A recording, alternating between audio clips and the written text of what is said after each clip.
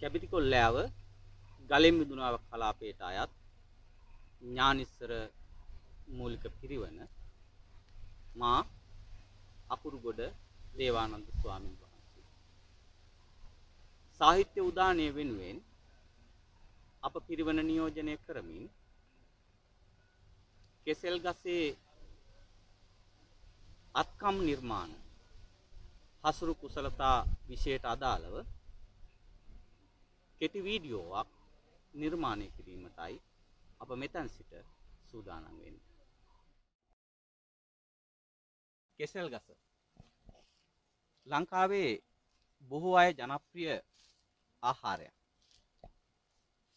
ගොවි මහතෙකුට තියෙන හොඳ සම්පත් කෙසෙල් කනක කෙසෙල් කොටුවකයි අපි මේ ඉන්නේ. හොඳින් වැඩුණු කෙහෙල් කොටුවක ඔබ මේ දකින්නේ හොඳින් වැඩුණු කෙහෙල් ගස. අප කෙහෙල් ගසිය හැඳින්වුවද මේ උද්භිද නාමය මුසා යනුවෙන් හඳුන්වනු ලබනවා. ලෝකයේ බොහෝ රටවල කෙසෙල් අපිට දකින්නට පුළුවන්. පඳුරක් ලෙස වැඩෙන හොඳ භෝගයක් හැටියට තමයි කෙසෙල් ගස අපිට හඳුන්වන්නේ. කෙසෙල් ගසේ ප්‍රයෝජන රාශියක් තියෙනවා. කෙසෙල් වර්ගත් අපිට රාශියක් දකින්න පුළුවන්කමක් තියෙනවා. සීනි කෙසෙල්, ආනමාළු, ඇඹුම්, රත් කෙහෙල් ආදී වශයෙන් හඳුන්වන විවිධ කෙහෙල් වර්ග අපිට දකින්නට පුළුවන්. මේ ඔබ දකින්නේ හොඳින් වැඩුණු කෙහෙල් ගසක්. මේ ඇඹුම් වර්ගයේ කෙහෙල් ගසක්. මේ කෙහෙල් ගසේ ඉතා වටිනා ප්‍රයෝජන රාශියක් අපිට තියෙනවා. කෙහෙල් ගස අපිට වටිනාකමක් වගේම මේ පළතුරු හැටියටත් මේ කෙහෙල් ගස හරි වටිනවා. ඒ වගේම තමයි මේ කෙහෙල් මුව අපි ආහාරයක් හැටියටත් අපිට ලබා ගන්න පුළුවන්. හැබැයි හොඳ ඖෂධයක්. මේ කෙහෙල් ගසේ හොඳ ඖෂධ ගුණයකුත් තියෙනවා. නිසා වර්ග රාශියක් මේ කෙහෙල් ගසෙන් අපිට ගන්න පුළුවන්. පළතුරක් හැටියට, ඖෂධයක් හැටියට, ඒ වගේම ආහාරයක් හැටියටත් මේ කෙහෙල් ගස අපිට ගොඩක් ප්‍රයෝජනවත් වෙනවා.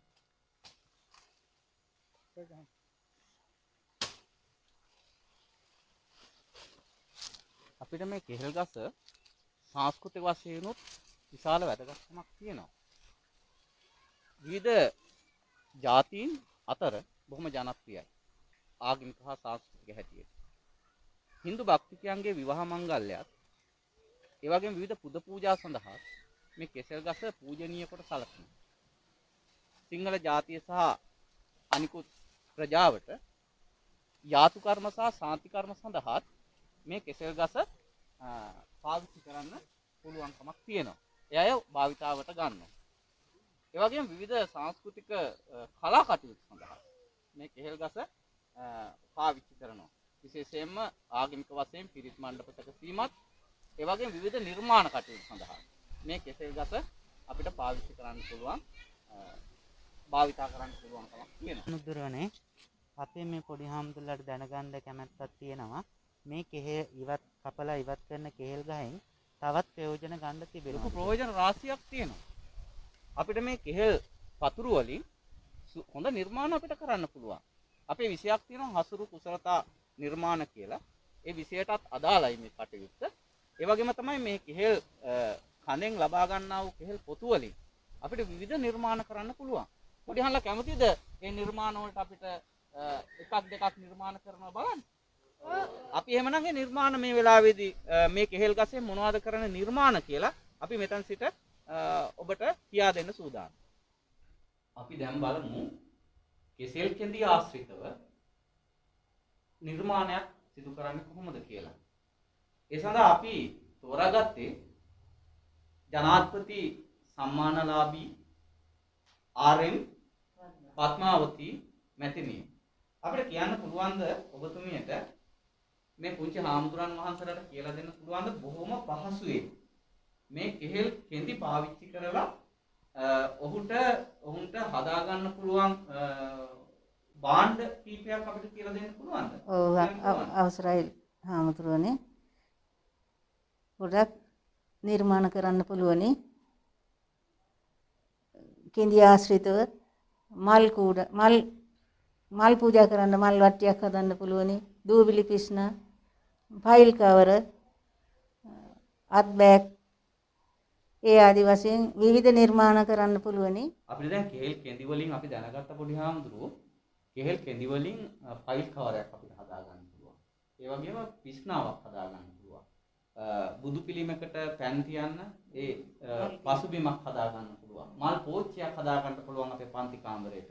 ඒ නිසා අපි සූදානම් වෙමු එකෙන් එකක් දෙකක් කොහොමද අපි මේක හදාගන්නේ. පන්ති කාමරේට මල් පෝච්චියක්, පන්ති කාමරේ පිහින බුදු පිළිමයක් පිහින අපේ පොත් රාක්කේ පිහා ගන්න පිස්නයක් අපි ඒක කොහොමද මේ කෙහෙල් කොටි වලින් හදාගන්නේ අපිම නිෂ්පාදනය කරන්නේ කොහොමද කියලා අපි මෑගෙන් අහලා ඒක පුහුණුවක් ලබා ගමු.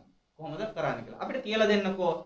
ඔබතුමීට කියලා දෙන්න පුළුවන් මොකද්ද දැන් පහසුවෙන්ම අපිට අපේ පොඩි හාමුදුරුවන්ට පිස්නාවක්, ෆයිල් කවරයක්. හරි. අපි බලමු. ඉස්සෙල්ලාම දූවිලි පිස්නාවක් හදන විදිහ අපි බලමු. දූවිලි පිස්නාව. මෙන්න මේ වගේ පොත් පහක් විතර අයින් කරනවා ගහෙන් ගදෙන්.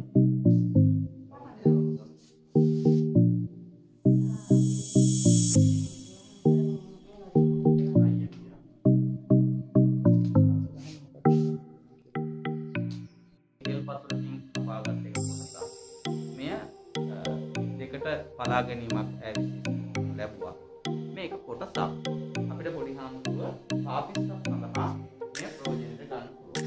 මේ යට කොටස අපිට මේ වද ඇඳකින් ඉවත් කරපුවාම අපිට මේ විදිහට කෙන්ද දකින්න පුළුවන්කමක් තියෙනවා. මේ තුනී කෙන්ද අවුවේ පැය භාගයක් පමණ වේලා ගත්තාම ඔබට අපිට දකින්න පුළුවන් මේ වගේ කෙන්දක් අපිට එනවා. මේ වගේ පටයක් අපිට දකින්න. මේක දැන් ඉරා ගැනීමක් වගේ මේක කරන්නේ මේ වතුරේ තේමා ඇත්තකට පාවිච්චි කරේ. උමක් කටුවක් පාවිච්චි කරලා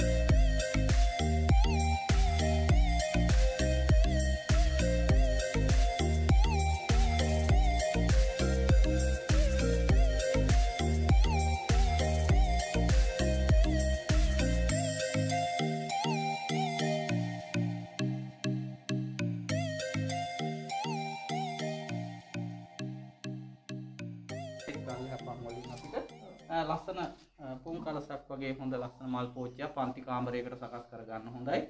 මේක මේ තල්කොළ වලින්. තල්කොළ වලින් නිර්මාණය කරන ලද මලුත් තල්කොළ.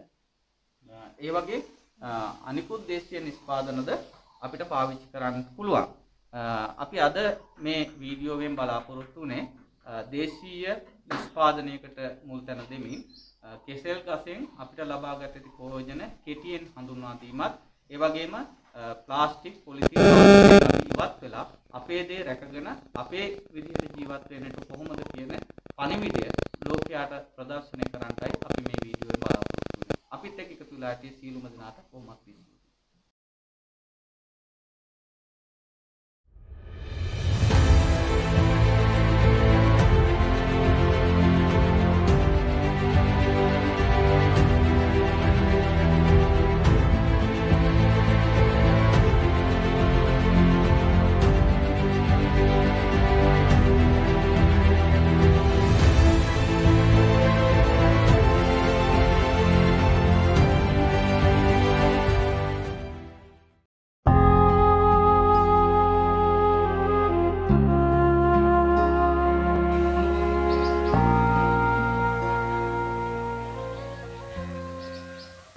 එරුවන් සරණයි. ආරෝග්‍ය පරමාලාභ නුවර කලාවියේ සාහිත්‍ය උදානය 2021 වෙනුවෙන් අනුරාධපුර දිස්ත්‍රික්කයේ ගලිමිදනාව කලාප කාර්යාලයට අයත් මණ්ඩලයව ශ්‍රී මහානාග රාජමහා විහාරස්ථ විදුමින පිරිවෙන මූලිකත්වයේ කරගෙන අනුරාධපුර දිස්ත්‍රික්කයේ සියලුම පිරිවෙන් සාහිත්‍ය උල්ල වෙනුවෙන් එක එක කුටි නිර්මාණය කරනු ලබනවා. ඒ නිසා අපේ පිරිවෙනේ ආලෝචිත මාතෘකාවක් ඔස්සේ අපේ ආචාර්ය මණ්ඩලය පොඩි හාමුදුරන් වහන්සේලා මූලිකත්වයට තබාගෙන කොරෝනා වෛරසය ඇතිවීම හා ඒ වැළැක්වීමේ ක්‍රම පිළිබඳ වැඩසටහනක් මේ වෙනකොට පිරිවෙන් විහාරස්ථානයේ සූදානම් කර තිබෙනවා. එහි පූර්ණ විස්තර කළ යුතු ආකාරය පිළිබඳ ඉදිරියේදී ඒ වගේම මින් පසුව පොඩි හාමුදුරන් වහන්සේලා විසින් සිදු කරනු ලබනවා. මේ වෙනකොට කොරෝනා වැළැක්වීම සහ ප්‍රතිකාර ක්‍රම කියන මාතෘකාව යටතේ අපි ඉතාමත්ම මනරම් කෘතියක් නිර්මාණය කරන්න යෙදුණා. ඇත්ත වශයෙන්ම ගත්තාම මේ වෙනකොට මුළු ලෝකයේ පුරාම පැතිරිච්ච වසංගත තත්ත්වයක් බවට මේ කොරෝනාව පත් වෙලා තිබෙනවා. ඒක නිසා අපි ඇත්තටම කාලෝචිත මාතෘකාවක් යටතේ තමයි මේක සකස් කරන්න යෙදුනේ. අපි ගත්තට පස්සේ මේ වෙන විට මේ ලෝකේ පුරා මේ ව්‍යාප්ත වෙන මේ වසංගතය අවුරුදු 2කට ආසන්න ප්‍රමාණයක් මුළු ලෝකේ පුරා ව්‍යාප්ත වුණා. අපි දන්නවා චීනයේ හුවාන් කියන ප්‍රදේශයේ තමයි 2019 මේ වසංගත තත්ත්වය උද්ගත වුණේ. අද වෙන විට ආසියාව මුළු යුරෝපාක්‍රමයේ මැද පෙරදිග ආදී බොහෝ රටවල් අද අටපණ වෙන තත්ත්වයට පත් වෙලා තියෙනවා. ඉතින් ඒ අනුව අද ගත්තාම විශේෂයෙන්ම මේ වෛරස් එකේ මොයෙකුත් ප්‍රභේද ව්‍යාප්ත වෙලා යනවා. අල්ෆා බීටා ආදී වශයෙන් නොයෙකුත් ප්‍රභේදත් මේ ලෝකේ පුරා ව්‍යාප්ත වෙලා යනවා. ඒ වගේම අපි ගත්තට පස්සේ ලෝකයේ ආසාදිතයෝ ගත්තහම මිලියන 219කට ආසන්න ප්‍රමාණයකුත් ඒ වගේම මරණ මිලියන 4.55ක ප්‍රමාණයක් ලෝකේ මරණයට පත් වෙලා තියෙනවා. ඒ වගේම ලංකාව ගත්තහමත් ලංකාවේ මේ වෙන විට 4,96,000කට පමණ ප්‍රමාණයක් ලෙඩ්ඩු බවට පත් වෙලා ඒ වගේම මරණත් එහා සමානව විශාල ප්‍රමාණයක් සිද්ධ 11,000කට ආසන්න ප්‍රමාණයක් සිද්ධ වෙගෙන යනවා. ඉතින් ඒක නිසා අපි ඇත්තටම මේක සිද්ධ කරේ මේ කොටිය තුලින් බලාපොරොත්තු වෙන්නේ පන්සලට ඇතුළේ සහ ඇතුල් වෙන ඕනෑම කෙනෙකුට දුම් අල්ලාගෙන මේ විස බීජ හරණය කරගෙන තමන්ගේ ශාරීරික සුවතාවය ඇති කරගන්නමින් කටයුතු කරන්නට පුළුවන් විදිහට තමයි අපි මේක සංවිධානය කරන්න යෙදුනේ. ඉතින් ඒක නිසා අපි විශ්වාස කරනවා අපි මේ නිර්මාණය කරපු කුටිය තව අවුරුද්දකට දෙකකට උනත් මේ වසංගතය පැවතුනොත් අපි හිතනවා ඒ දීර්ඝ කාලයටම ඒ විස බීජ හරණය කිරීමේ කටයුතු සිදු කරන්න අපිට පුළුවන්කම ඇති වෙනවා කියලා. ඉතින් ඒක නිසා අපි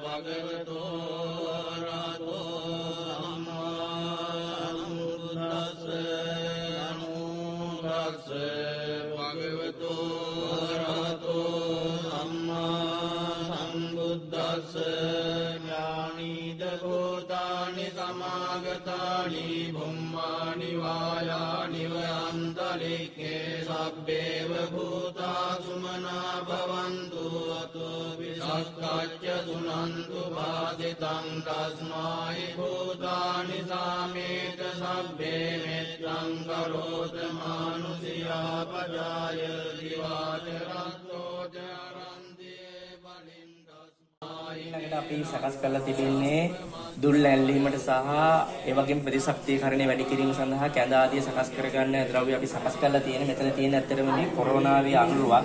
ඇත්තටම ක්‍රවුන් කියන එකෙන් තමයි ඔටුන්නක ස්වභාවයෙන් තමයි මේ වෛරස් එක තියෙන්නේ. ඒ නිසා මේ ක්‍රවුන් කියන එකෙන් තමයි කොරෝනා කියන එක සකස් වෙලා තියෙන්නේ. ඊළඟට දැන් අපේ පිරිවෙනේ සියලු ශිෂ්‍යයන් ඊළඟට දුම් ඇල්ලීම සඳහා අපි යොදාගෙන තිබෙන ද්‍රව්‍යات ඊළඟට කැඳ ආදිය සකස් කර ගැනීම සඳහා අපි යොදාගෙන තිබෙන ද්‍රව්‍යات ඒ විදිහට අපේ පිරිවෙනේ ශිෂ්‍යයෝ විසින් පෙන්නනවා. අපි බලමු ඒ මොනවාද කියලා. නම කියන්නේ දැන් ඔක බෙලිමල් කොහොමද පොතු? මාදම් පොතු. පාවත්තයි කටුවල් බඩු. පාලෝවේ කද්දිරු වල.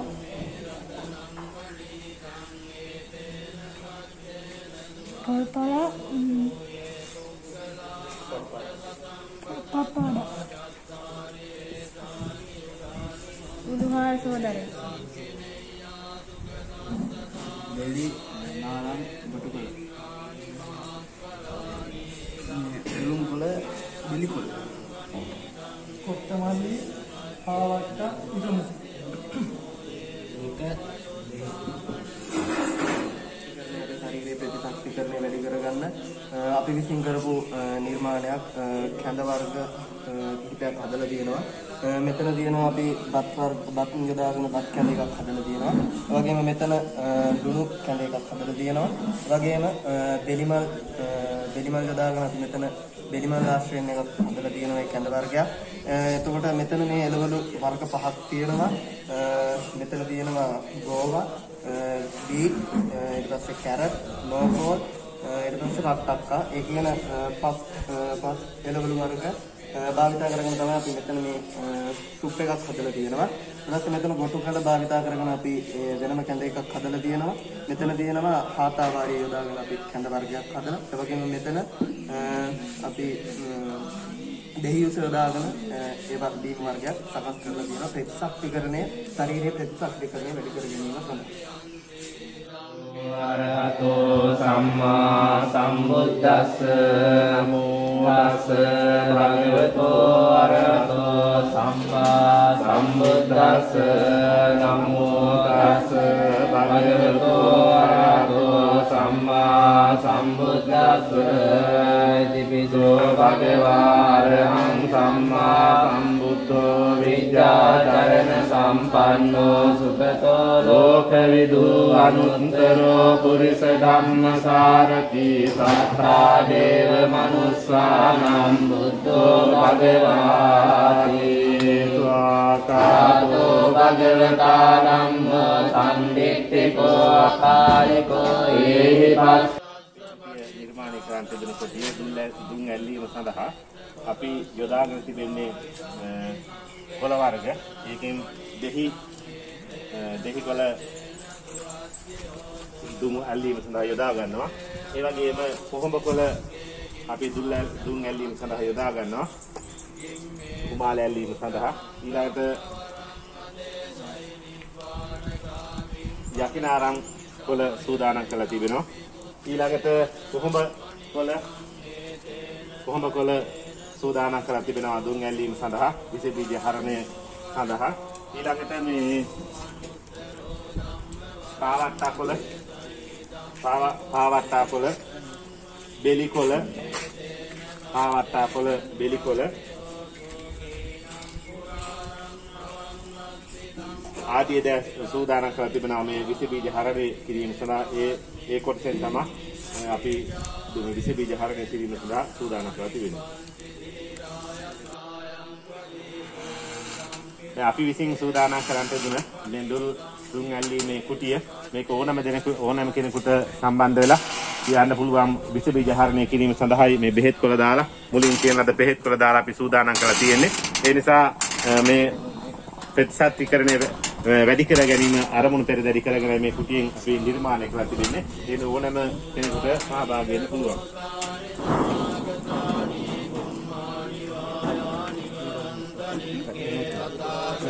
දේව මනුස්ස පූජිතං ධම්මං නමස්සාම සුවත්තියෝතු යානිද භූතානි සමාගතානි බුම්මානි වායානි වරන්තලික්කේ තථාගතං දේව මනුස්ස පූජිතං සංඝං නමස්සාම සුවත්තියෝතු ඒතේන සච්ච වජ්ජේන දුක්ඛා උපසමින්තු තේතේන සච්ච වජ්ජේන භයා උපසමින්තු තේතේන සච්ච වජ්ජේන රෝගා උපසමින්තු තේ සබ්බීතියෝ විවජ්ජන්තු සබ්බ රෝගෝ.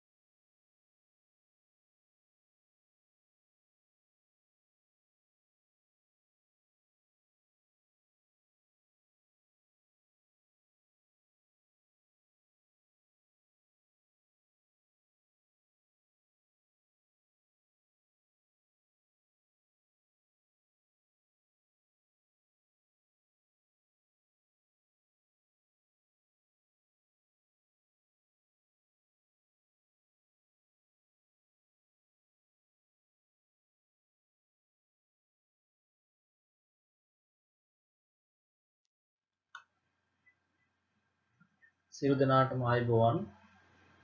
මම පාතකඩ රේවත හාමුදුරුවෝ, ජ්‍යෙෂ්ඨ සහකාර පුස්තකාලය අධිපති නාගානන්ද ජාත්‍යන්තර බෞද්ධ අධ්‍යයන ආයතනය. මෙහිදී අපි සාකච්ඡා කිරීමට බලාපොරොත්තු වන්නේ පුස්තකාල කළමනාකරණය පිළිබඳව. ඉතාම පුළුල් මාතෘකාවක්. නමුත් ඉතාම කෙටියෙන් මෙහිදී පුස්තකාල කළමනාකරණය පිළිබඳව හඳුන්වා දීමක් කිරීමටයි බලාපොරොත්තු වන්නේ. දැන් අපි පුස්තකාල කළමනාකරණය පිළිබඳව සාකච්ඡා කිරීමට ප්‍රථමයෙන් පුස්තකාලය කියලා කියන්නේ කොමන වර්ගයේ ආයතනයක්ද කියන එක පිළිබඳව අපි කතා කරලා ඉමු. එතකොට අපි දන්නවා ආයතන වශයෙන් ගත්තාම ප්‍රධාන වශයෙන් ආයතන වර්ග දෙකක් අපිට දැක ගන්න පුළුවන්. එකක් තමයි භාණ්ඩ නිෂ්පාදනය කරන ආයතන, අනිත් එක තමයි සේවා සපයන ආයතන. මේ වර්ග දෙකේ ආයතන පවතිනවා. එතකොට භාණ්ඩ නිෂ්පාදනය කරන ආයතනයක් එයාලගේ භාණ්ඩ නිෂ්පාදනය කරලා ඒ භාණ්ඩ අලෙවි කිරීමෙන් ඍජුවම ලාභයක් ලබන්න පුළුවන් බව ඍජුවම එයාලට පෙන්වන්න පුළුවන්. ඒ භාණ්ඩ අලෙවි කරලා මූල්‍යමය වශයෙන් ලාභ පෙන්වන්න පුළුවන්කම තියෙනවා. හැබැයි සේවා සපයන ආයතන ඇතැම් ඒවා සමහර ඒවා ලාභය පෙන්වන්න පුළුවන්. මේ පුස්තකාල කියන ආයතනය වැටෙන්නේ සේවා සපයන ආයතනයක් විදිහට. එතකොට පුස්තකාලය කියන එක සේවා සපයන ආයතනයක් වගේම ඍජුව මූල්‍යමය වශයෙන් ලාභයක් පෙන්විය නොහැකි ආයතනයක්. නමුත් එය මූල්‍යමය වශයෙන් වර්තමානයේ ලාභ පෙන්විය නොහැකි වත් පුස්තකාලය ඊළඟ පරම්පරාවට ඊළඟ සමාජය ඉදිරියට රැගෙන යාමට අවශ්‍ය කරන මඟ පෙන්වීම, දැනුම මේ දේවල් ලබා දෙනවා. එනිසා මේ මූල්‍යමය වශයෙන් අපට තක්සේරු කළ නොහැකි වටිනාකමක් ඇති සේවා සපයන ආයතනයක් විදිහට තමයි පුස්තකාලය අපට හඳුනා ගන්න පුළුවන්කම තියෙන්නේ. එතකොට අපි ආයතනයක් කළමනාකරණය කිරීමට ප්‍රථමයෙන් අපි හඳුනා ගන්න ඕන ඒ ආයතනයේ මොන වර්ගයේ ආයතනයක්ද, ඒ වගේම තමයි ඒ ආයතනයේ අරමුණු මොනවද කියලා. එතකොට පුස්තකාලයක අපට හඳුනා ගන්න පුළුවන් අරමුණු වර්ග 4ක් තියෙනවා. ප්‍රධානම අරමුණු වර්ග 4ක්. එතකොට පළවෙනි අරමුණ තමයි මනුෂ්‍ය සමාජය විසින් සොයාගත් විශ්ව දැනුම මනුෂ්‍ය සමාජයේ ප්‍රයෝජනය සඳහා රැස් කර තැබීම. දැනුම රැස් කිරීම එවැගේම තමයි එම දැනුම සංවිධානය කිරීම ඊළඟට ඒ සංවිධානය කරපු දැනුම මිනිසුන් අතර බෙදා හැරීම ඊළඟට අවසාන වශයෙන් ඒ දැනුම අපි පරම්පරා ගණනාවක් සුරක්ෂිත කරලා තියන්නට ඕන. මෙන්න මේ අරමුණු හතර ඉෂ්ට කර ගැනීම සඳහායි පුස්තකාලයක් අපි පවත්වා ගත යුත්තේ.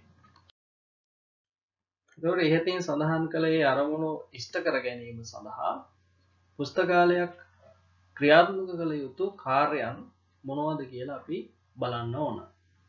එතකොට පුස්තකාල කළමනාකරණයට අවශ්‍ය තාක්ෂණික ක්‍රියාවලියක් තියෙනවා. ඒ ක්‍රියාවලියේ මූලිකම දේවල් පිළිබඳව මෙහිදී අපි කෙටියෙන් සාකච්ඡා කිරීමට බලාපොරොත්තු වෙනවා. පළවෙනි කාරණාව තමයි දැනුම රැස් කරන එක. ඊට පස්සේ දෙවෙනි කාරණාව ඒ දැනුම වර්ගීකරණය කරන්න ඕන. තුන්වෙනි කාරණාව ඒ දැනුම සූචිකරණය කරන්න ඕන. ඊට පස්සේ පාඨකයන් සඳහා අවශ්‍ය විමර්ශන සේවාවන් සපයන්න ඕන.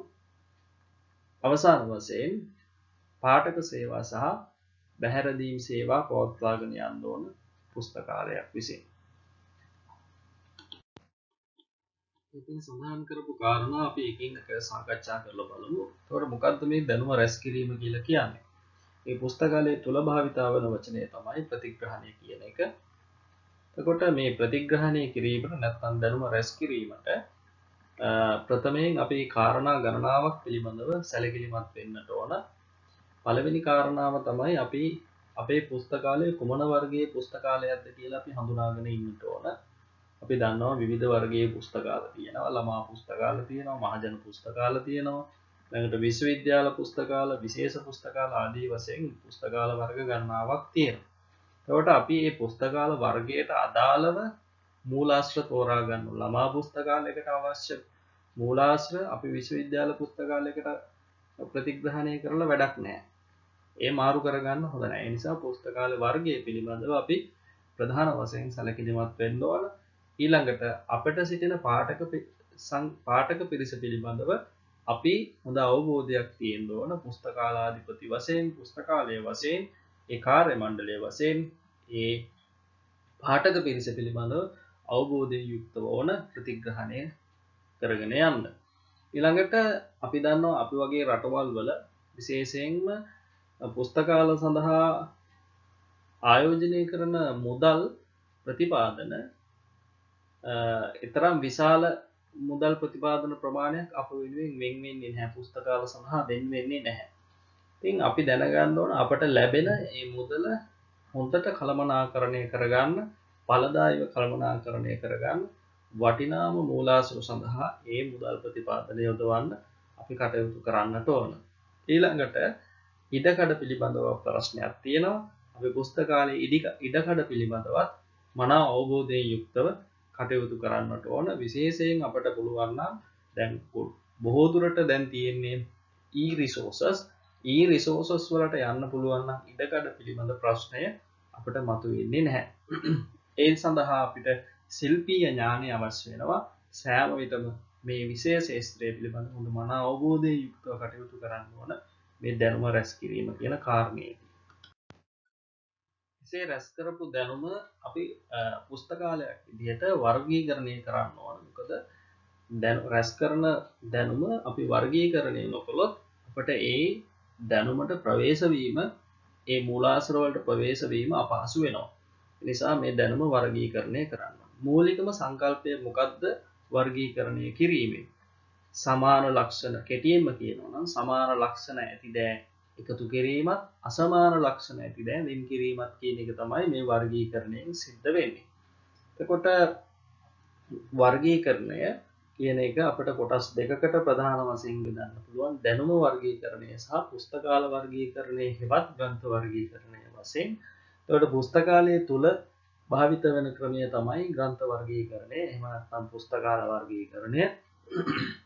එතකොට මේ සඳහා අතීතයේ පටන් විවිධ පුස්තකාලයාධිපතිවරුන් විසින්, විශිෂ්ට පුස්තකාලාධිපතිවරුන් විසින් පොත් වර්ගීකරණය සඳහා විවිධ ක්‍රමවේද හඳුන්වලා දීලා තියෙනවා.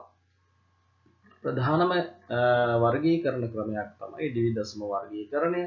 ඒ වගේම තමයි තව භාවිතා වෙනවා විශ්ව දශම වර්ගීකරණය, කොංග්‍රස් වර්ගීකරණය ආදී වශයෙන් වූ වර්ගීකරණ ක්‍රම ගණනාවක්. එතකොට ඩිවි දශම වර්ගීකරණය කියන මේ වර්ගීකරණ ක්‍රමය තමයි ලෝකේ පුරා බොහෝ සෙයින් අද වන විට භාවිතා වන්නේ.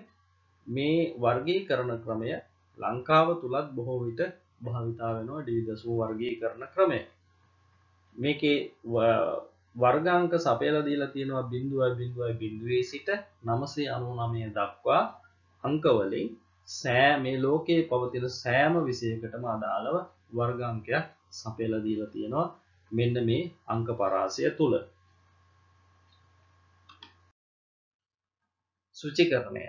සුචිකරණයෙන් කරන්නේ අර මුලින් අපි වර්ගීකරණය කරලා සකස් කරගත්ත ඒ තොරතුරු මූලාශ්‍ර ඇතුළත් පුස්තකාලයේ ඇති තොරතුරු මූලාශ්‍ර පිළිබඳ ලයිස්තුවක් පවත්වාගෙන යෑම. දසදහස් ගාණක් තොරතුරු මූලාශ්‍ර පවතින පුස්තකාලයක අපිට ඍජුවම කාලය ඉතිරි කරමින් ඒ අදාළ මූලාශ්‍රයට පාඨකයා ප්‍රවේශ කරවීම සඳහා තමයි මේ පුස්තකාල සුචිය භාවිතා වෙන්නේ. එතකොට ඒ තොරතුරු සම්පත් පිළිබඳ ලයිස්තුවක් තමයි මේ සුචිකරණයෙන් සිද්ධ වෙන්නේ. අතීතයේදී පරිගණක තාක්ෂණයේ පැමිණෙන්න ප්‍රථමයෙන් අපි විවිධ ක්‍රම භාවිතා කරලා මේ තොරතුරු මූලාශ්‍ර වලට ප්‍රවේශය ලබා දුන්නා. නමුත් වර්තමානයේ වෙන විට පරිගණක තාක්ෂණයේ තියෙනවා ග්‍රන්ථ විද්‍යාත්මක තොරතුරු. ඒ කියන්නේ පොත්පත් පිළිබඳ තොරතුරු මූලාශ්‍ර පිළිබඳ තොරතුරු මූලික තොරතුරු පරිගණකයට ඇතුළත් කරාට පස්සේ එයින් ඕනෑම කීවර්ඩ් එකක් නැත්නම් බීජ පදයක් භාවිතා කරලා ඉතා ඉක්මනට පුස්තකාලයේ පවතින ඒ තොරතුරු මූලාශ්‍රය කොහෙද පවතින්නේ කියලා හොයාගන්න පුළුවන් වෙනවා අද වන විට. මේ සඳහා විවිධ මෘදුකාංග තියෙනවා. විශේෂයෙන්ම විවෘත ප්‍රභව මෘදුකාංග තියෙනවා. කියන්නේ ඕපන් සෝස් මෘදුකාංග. ඒවා භාවිතා කරලා අපිට ඉක්මනටම මේ පුස්තකාලය ස්වයංක්‍රීයකරණය කරගන්න පුළුවන්කම තියෙනවා. එතකොට සුචිකරණය කියන එක වර්තමානයේ අතිවිශාල අභියෝගයක් නෙමෙයි. ඉතාම ඉක්මනටම පුස්තකාලයේ තොරතුරු මූලාශ්‍රවල වෙත ප්‍රවේශය ලබා දෙන්න පුළුවන්කම තියෙනවා මේ හරහා. පුස්තකාලයක් කළමනාකරණය කිරීමේදී ඊළඟට සාකච්ඡා කළ යුතු කාරණාව තමයි විමර්ශන සේවාවක් කියන එක. එතකොට සම්පූර්ණයෙන්ම පළපුරුද්ද මත පදනම් වුණ සේවාවක් විදිහට විමර්ශන සේවාව හඳුන්වා දෙන්න පුළුවන්කම තියෙනවා. අනිවාර්යයෙන්ම පුස්තකාලාධිපතිවරයා එහෙම නැත්නම් විමර්ශන සේවා පුස්තකාලාධිපතිවරයා විශාල පළපුරුද්දක් සහිත කෙනෙක් බවට පත් වෙන්නට ඕන. මොකද මේ විමර්ශන සේවාව සඳහා පැමිණෙන පාඨකයන් උපයෝජකයන් ශනික විමර්ශන ප්‍රශ්න යොමු කරනවා, පරිවේෂණ විමර්ශන ප්‍රශ්න යොමු කරනවා. මේ කුමන ආකාරයේ ප්‍රශ්න පුස්තකාලයට ලැබුණත් විමර්ශන පුස්තකාලාධිපතිවරයාට ලැබුණත් ඔහුට උත්තර දෙන්න පුළුවන්කම තියෙනවා. එහෙම නැත්නම් යොමුගත කිරීම කරන්න පුළුවන්කම තියෙනවා. විමර්ශන ග්‍රන්ථයක විමර්ශන ග්‍රන්ථ නැත්නම් මූලාශ්‍ර එකතුවක් මේ විමර්ශන සේවාව තුළ පවත්වාගෙන යන්න ඕන. ඒකට විමර්ශන ග්‍රන්ථයක ස්වභාවය පිළිබඳව අපට මේ විදිහේ ලක්ෂණ කීපයක් හඳුනා ගන්න පුළුවන්. මේ විමර්ශන ග්‍රන්ථ බොහෝ විට මුල ඉඳන් අග දක්වා එකවර කියවීමට අවශ්‍ය වෙන්නේ නැහැ. උදාහරණයක් විදිහට අපි ශබ්දකෝෂයක් භාවිතා කරන්නේ නැහැ. මුල ඉඳන් අගට කියවන්න අපිට අවශ්‍ය වචනය සොයා ගන්නවා, එහි තේරුම හොයා ගන්නවා. එතනින් අවසන් එන්නේ ආකාරයේ ග්‍රන්ථවලට අපි කියනවා විමර්ශන ග්‍රන්ථ කියලා. ඊළඟට මේ තොරතුරු මේ විමර්ශන ග්‍රන්ථවල තියෙන තොරතුරු පහසුවෙන් සොයා ගැනීම සඳහා මොනයම් හෝ ක්‍රමවේදයකට සංවිධානය කරලා තියෙන මෙහි තොරතුරු එක්කෝ A to Z එහෙම නැත්නම් ආකාරාදී පිළිවෙලට එහෙම නැත්නම් ඉන්ඩෙක්සස් පාවිච්චි කරලා මේ ආදී වශයෙන් පහසු ක්‍රමයකට තොරතුරු සංවිධානය කරලා තියෙනවා. ඊළඟට මේ ග්‍රන්ථ බැහැරට ගෙනියන්න දෙන්නේ නැහැ. මේවා බොහෝ විට තනි කතුවරයෙකුගේ රචනා විය නොහැකි, බොහෝ විට කීප දෙනෙක්ගේ එකතුවක් විය හැකියි. ළඟට මේවා බෙලුම් කීපයකින් යුක්තයි. උදාහරණයක් විදිහට විශ්වකෝෂ වැනි දේවල් බෙලුම් කීපයකින් යුක්තයි. ළඟට මේවා කාලීනව සංස්කරණය වෙන කෘති. අවසාන වශයෙන් අපට සාකච්ඡා කරන්න තියෙන්නේ බැහැරදීම් සේවාවන් හා පාඨක සේවාවන් පවත්වාගෙන යාම පුස්තකාලයක් තුල. මෙයත් පුස්තකාල කළමනාකරණයේ එක් අංගයක්. එතකොට ඒ පුස්තකාල විසින් ඒවායේ අරමුණු අනුව පුස්තකාල වර්ගය අනුව පාඨක සේවාවන් ක්‍රියාත්මක කරන ආකාරය එක එක ආකාර වෙනවා, විවිධ ආකාර වෙනවා. එතකොට මේවායේ පුස්තකාල සම්පත් බැහැරට ගෙන යාම සඳහා ඒ පුස්තකාල විසින් විවිධ ආවේනික නීතිමාලා සකස් කරලා තියෙනවා. ඒවා එක් එක් පුස්තකාල අනුව වෙනස් වෙනවා. ඊට පස්සේ මේ පුස්තකාලවල තියෙන සම්පත් බැහැරට ගෙන යාමේදී ඒවායේ ආරක්ෂාව පිළිබඳ වගකීමත් පුස්තකාලයේ විසින් දැරිය යුතුයි. එතකොට ඒ සඳහා අවශ්‍ය නීති රීති සහ ඒ පාඨකයන් පුස්තකාලය වෙත තබා ගැනීමට බඳවා තබා ගැනීමට අවශ්‍ය කරන නීති රීති සකස් කරන්නට ඕන. ඒ වගේම තමයි තොරතුරු සම්පත් පිළිබඳව තොරතුරු සම්පත් භාවිතා කිරීම පිළිබඳවත් තොරතුරු සම්පත් පිළිබඳවත් මනා අවබෝධයක් පාඨකයන්ට ලබා දීම, පාඨක අධ්‍යාපනයක් ලබා දීමත් පාඨක සේවාවන් වලටම අයිතිකාරයක්. මේ පුස්තකාලයේ වගකීමක්. පාඨකයන්ට තොරතුරු සම්පත් භාවිතා කරන්නේ කොහොමද? ඊළඟට ඒ භාවිතා කරන තොරතුරු සම්පත් මනාව කළමනාකරණය කරගන්න, සුරක්ෂිත කරගන්නේ කොහොමද? පුස්තකාලයේ භාවිතා කරන්නේ කොහොමද? ආදී වශයෙන් මනා දැනුමක් ලබා දෙන්නට අවශ්‍ය කරනවා පුස්තකාලයේ විසින්. මෙන්න මේ කාරණා ටික තමයි මේ පුස්තකාල කළමනාකරණයේ මූලිකම සංකල්ප ටික. තව බොහෝ කාරණා තියෙනවා. නමුත් කාල වේලාව අනුව මෙපමණයි අපිට සාකච්ඡා කිරීමට පුළුවන් වෙන්නේ. නිසා මේ කාරණා වලින් සාමාන්‍ය පුස්තකාලයක් අපිට මනාව කළමනාකරණය කරගන්න පුළුවන්කම තියෙනවා. බොහොම ස්තුතියි හැමදෙනාටම.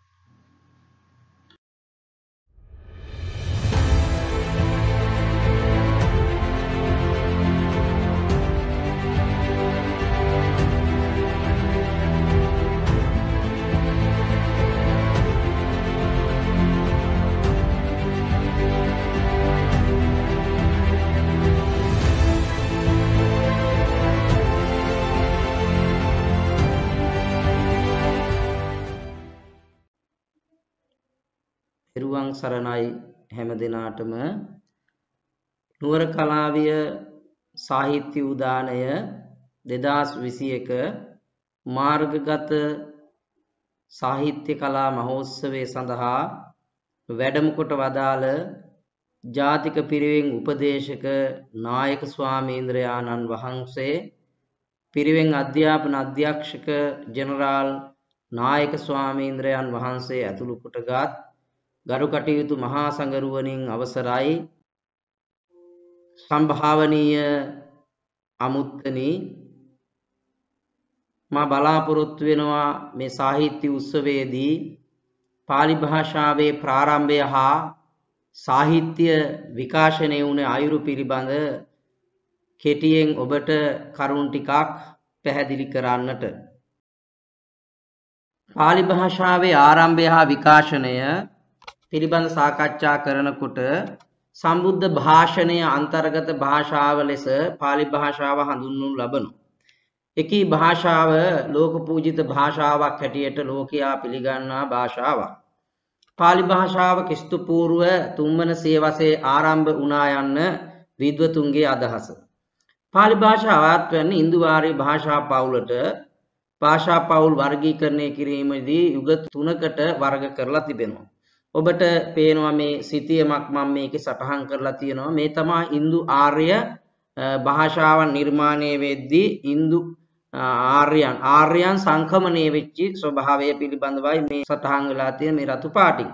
එතකොට පළවෙනි ගණයට අයත් වෙන පුරාණ ඉන්දු ආර්ය භාෂා යුගය වෛදික යුගයේ සිට ක්‍රිස්තු පූර්ව 500 දක්වා කාලයත්, මධ්‍යකාලීන ඉන්දු ආර්ය භාෂා යුගය ක්‍රිස්තු පූර්ව 500 සිට ක්‍රිස්තු වර්ෂ 1000 දක්වා කාලයත්, නූතන ඉන්දු ආර්ය භාෂා යුගය ක්‍රිස්තු වර්ෂ 16 සිට අද දක්වා කාලයත් පිළිබඳව සාකච්ඡා කරලා තියෙනවා.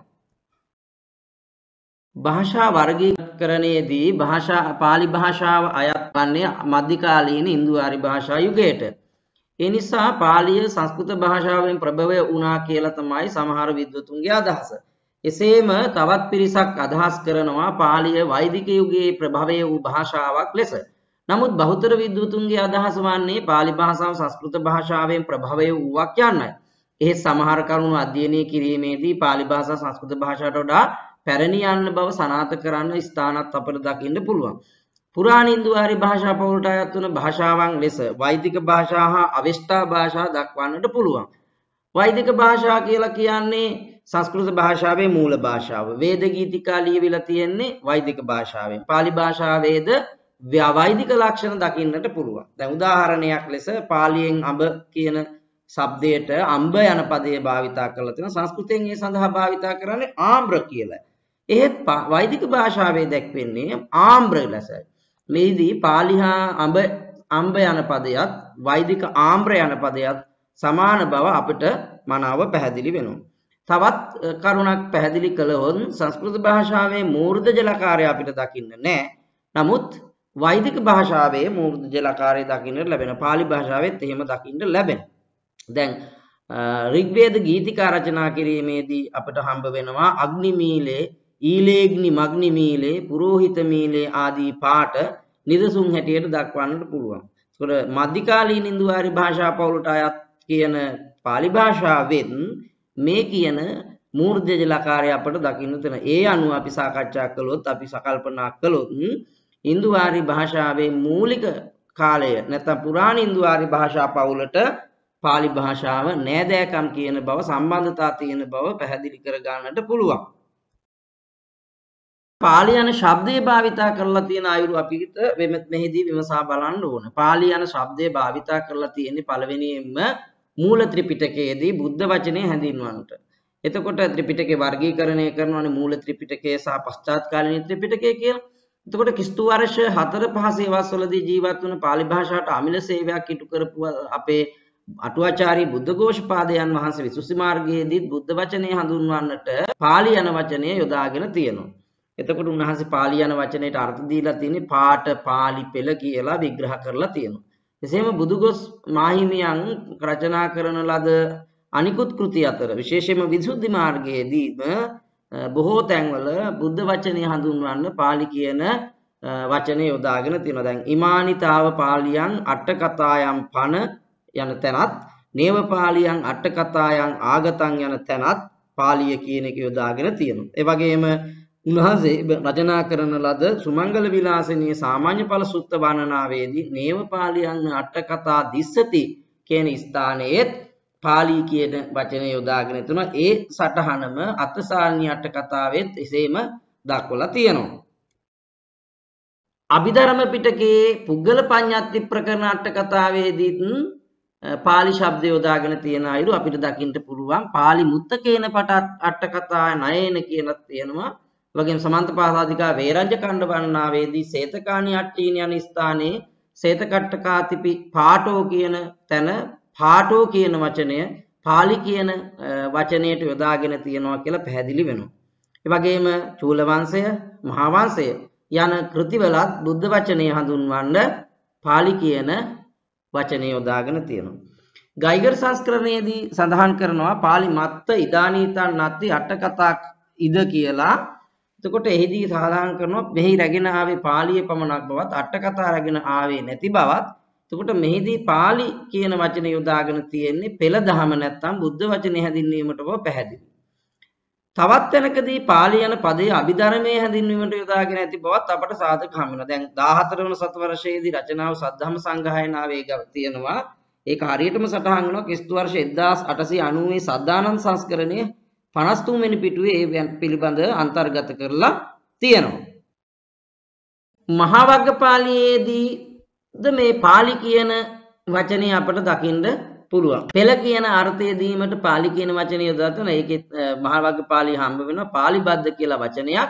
එහිදී පාලි කියන වචනේ යොදාගෙන තිනවා පෙළ කියන අර්ථයට. එසේම පන්ති සමූහයක් කියන අර්ථය දීමටත් පාලි කියන වචනේ යොදාගෙන තියෙන බව ක්‍රිස්තු වර්ෂ 12 වන සතවර්ෂයේදී රචනා වුණ අභිධානප්පදීපිකා සඳහන් වෙනවා. තවත් කෙනෙක්ගේ අදහස තමයි පාලි කියන එක හැදිලා තියෙන්නේ ප්‍රාකෘත, පාකට, පාඅඩ, පාඅල, පාලි කියලා නිර්මාණය වෙලා තියෙනවා කියලා පාලි කියන වචනේ පිළිබඳ විග්‍රහ කරලා තියෙනවා. බුද්ධඝෝෂ අටුවාන්ට හා දීපවංශයට කලින් කිසිම තැනක බුද්ධ වචනේ හඳුන්වන්න පාලි කියන වචනේ යොදාගෙන නැහැ. ඒ අනුව පාලි යන පදය මූලිකවම භාවිතා කරලා තියෙන්නේ භාෂාවක් හැටියට නෙමෙයි බුද්ධ වචනේ හඳුන්වන්නට කියන එක මෙහිදී පැහැදිලි වෙනවා. මේ අදහස් වලට අනුව පාලි භාෂාව බුද්ධ කාලයේදීම පැවති ඉතා සුඛනාම්‍ය, සුඛගාම්‍ය, සුඛපූර්ණ භාෂාවක් හැටියට පැහැදිලි කර ගන්න පුළුවන්. පාලි භාෂාව පිළිබඳ විවිධ වියතුන් සමන්ගේ ස්වකීය අදහස් ඉදිරිපත් කරලා තියෙනවා. එහිදී ඔවුන් පාලි භාෂාව තන්ති භාෂා, මාගධී භාෂා ආදී පරයාය නාමයන්ගෙන් හඳුන්වලා තියෙනවා. පාලි භාෂාව ලෝක මුල්ම භාෂාව හැටියටත් සමහර විද්වතුන්ගේ මතයයි. දැන් බලන්න සා මාගධී මූල භාෂා නරායාදී කප්පිකා බ්‍රාහ්මනෝ චසුතාලාපා සම්බුද්ධාචාපි භාසරේ කියන ස්ථානයේ හඳුන්වලා තියෙන විදිහට පාලි භාෂාව ලෝක මුල්ම භාෂාව එය මගධ රාජධානිය කේන්ද්‍ර කරගෙන බිහි වුණා කියලා අර්ථයක් තමයි මෙහිදී සඳහන් වෙන්නේ. පාලි භාෂාව පිළිබඳ විවිධ වියතුන් තම අදහස් ඉදිරිපත් කරනවා. දැන් මැක්ස් වැලේෂ පඬිවරයා කියනවා පාලි කියන ශබ්දේ පාටලි කියන ශබ්දයෙන් බෙදලා ආවා. ඒ නිසා මේක පාටලි පුත්‍රයට අයත් භාෂාවක් කියලා ඔහු අදහස් කරනවා. හැබැයි ඒ.ජී. තෝමස් පඬිතුමා ඇතුළු බහුතර පඬිවරු ඒක පිළිගන්නේ නැහැ. ආර්.සී. විල්ඩස් පඬිවරයාගේ අදහස පාලි භාෂාව යනු එකල ජනතාව අතර භාවිතව භාෂාවක් හැටියට සඳහන් වෙනවා. ඒ වගේ ජේමිස් අලිස් පඬිවරයා, එච්. ඕල්ඩන් බර්ග් පඬිවරයා ආදී පඬිවරුන් මේ පිළිබඳ අදහස් ඉදිරිපත් කළ තුන මම මේකේ සටහන් කරලා තියෙනවා. වැන්ටස් ගාට් කූන් පඬිවරයා, ස්ටෑන් කෝන් පඬිවරයා ආදී අයත් මේ පාලි භාෂාව සමාරම්භය පිළිබඳ සඳහන් කරලා තියෙනවා. විශේෂයෙන්ම මහාචාර්ය විල්හෙම් ගයිගර් පඬිවරයාගේ අදහස වෙන්නේ පාලි භාෂාව දීර්ඝ කාලයක් මගධ දේශයේ ප්‍රභවය වී සංවර්ධනය වෙලා ඒකේ භාවිතා වෙලා මගධ වැසියන් භාවිතා කළ භාෂාව මාගධී භාෂාව බවට පත් වුණා.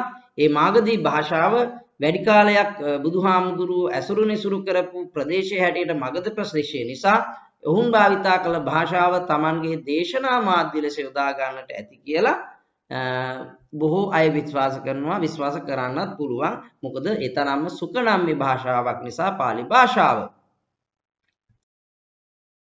උත්තර භාරතයේ ක්‍රිස්තු පූර්ව 6 වෙනි සියවසේදී භාවිතා කරපු තා ශිෂ්ට සම්පන්න භාෂාවක් හැටියට අපට මාගධී හේවත් පාලිය හඳුන්වන්න පුළුවන්. පාලි භාෂාව කෙදිනක කොතනක ආරම්භ වුණාද කියලා කියන්නට අපහසු වුණත් බුදුරජාණන් වහන්සේ ජීවමාන කාලයේදීම මේ භාෂාව භාවිතා වෙන්නට ඇති කියලා සාධක අපට හම්බ වෙනවා. දැන් ඒ වගේ එකක් තමයි අපට හම්බ වෙන බුදුන් වහන්සේ පිරිනුවම් පාපු අවස්ථාවේ ආදාහණයෙන් පස්සේ උන්වහන්සේගේ ඥාතීන් සර්වඥ ධාතුන් වහන්සේලා තැන්පත් කරලා මැටි කරඬුවක තැන්පත් කරලා සෑයක් කරවලා තිනවා. පස්සේ කාලයක පුරාවිද්‍යා කැණීම් වලින් සොයාගත්තත් පස්සේ මැටි කරඬුවේ තියෙනවා පිටපැත්තේ ඉමං සලිල නිදනී සකිය පුතාණන් කියන වාක්‍ය කාණ්ඩේ. ඒකේ තියෙනවා අර්ධමාගධී භාෂා ලක්ෂණ කියන පාලි භාෂාවට සමාන අදහස් ලක්ෂණ තියෙනවා. එතකොට එහිදී අපට පේනවා පාලි භාෂාව කියලා කියන්නේ බුද්ධ කාලේ ඉඳන් සංවර්ධනීය වෙමින් ආපු භාෂාවක් හැටියට අද වර්තමානයේ වෙනකොට ඇවිල්ලා තියෙන බුදුරජාණන් වහන්සේගේ කාලේ ඉඳලා සංවර්ධනය වුණ භාෂාවක් හැටියට.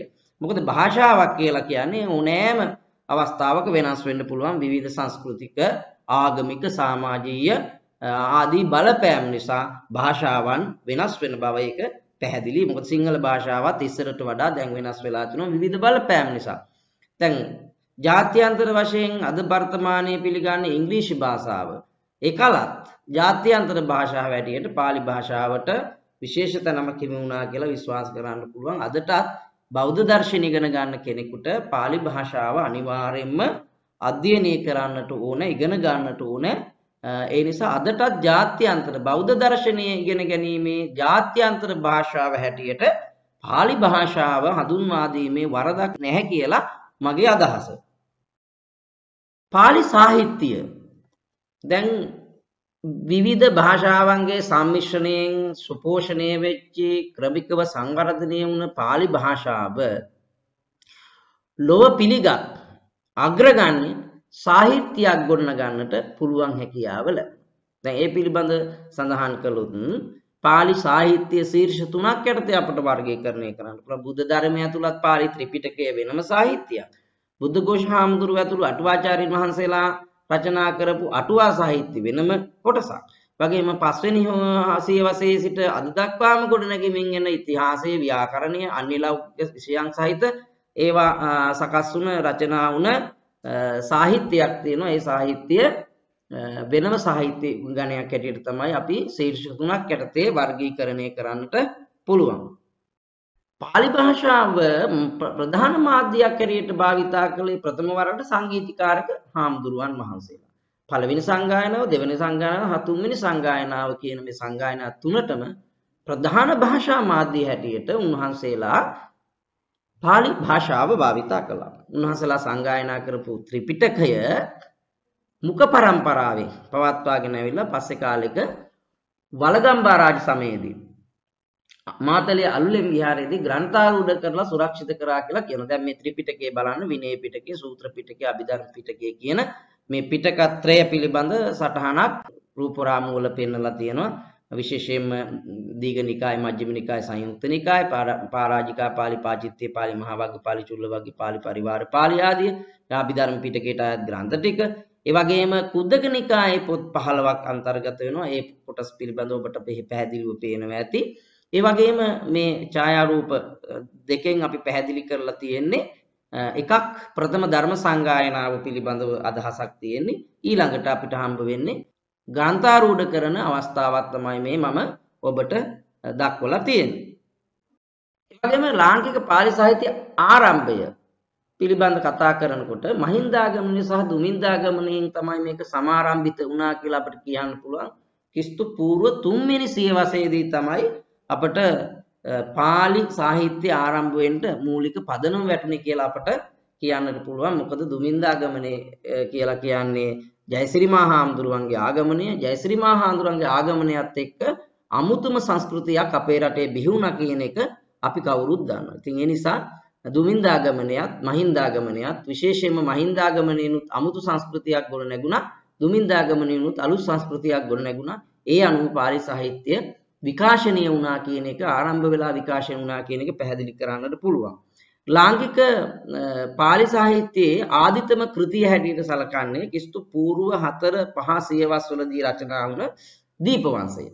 දීපවංශය තමයි ඉපැරණිම පාලි කෘතිය හැටියට සලකන්නේ. මහා වංශයේ මේ පිළිබඳ විශේෂයෙන්ම සඳහන් කරලා තියෙනවා. මේ පාලි සාහිත්‍ය ආරම්භය පිළිබඳව ඒ කර්තෘවරුන් පිළිබඳ විශේෂයෙන් ඉතිහාසගත තොරතුරු මහා වංශයේ සඳහන් වෙලා තියෙනවා. මහා නාම රාජ සමයේදී ඉන්දියාවේ ඉඳලා අපේ රටට වැඩම කරපු මහා අටුවාචාර්ය බුද්ධඝෝෂ හාමුදුරුවෝ ඊට පෙර ධම්මපාල හාමුදුරුවෝ අපේ රටට ඇවිල්ලා අටුවා ලියලා තියෙනවා. සිංහල හෙළටුවා තිබුණු ඒවා මහින්දාගමනයත් එක්ක අපේ රටේ ලේඛන කලාව දියුණු වුණා. ඒ ලේඛන කලාවේදී අපට හම්බ වෙනවා පුරාවිද්‍යා සාධක.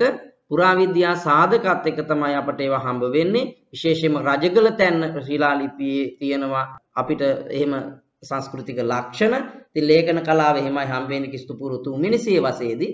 එතකොට මේදුහාමුදුරු ලංකාවට ඇවිල්ලා කාලයක් යනකොට ලංකාවේ සිංහලෙන් බොහෝ පොතපත ලියවුණා.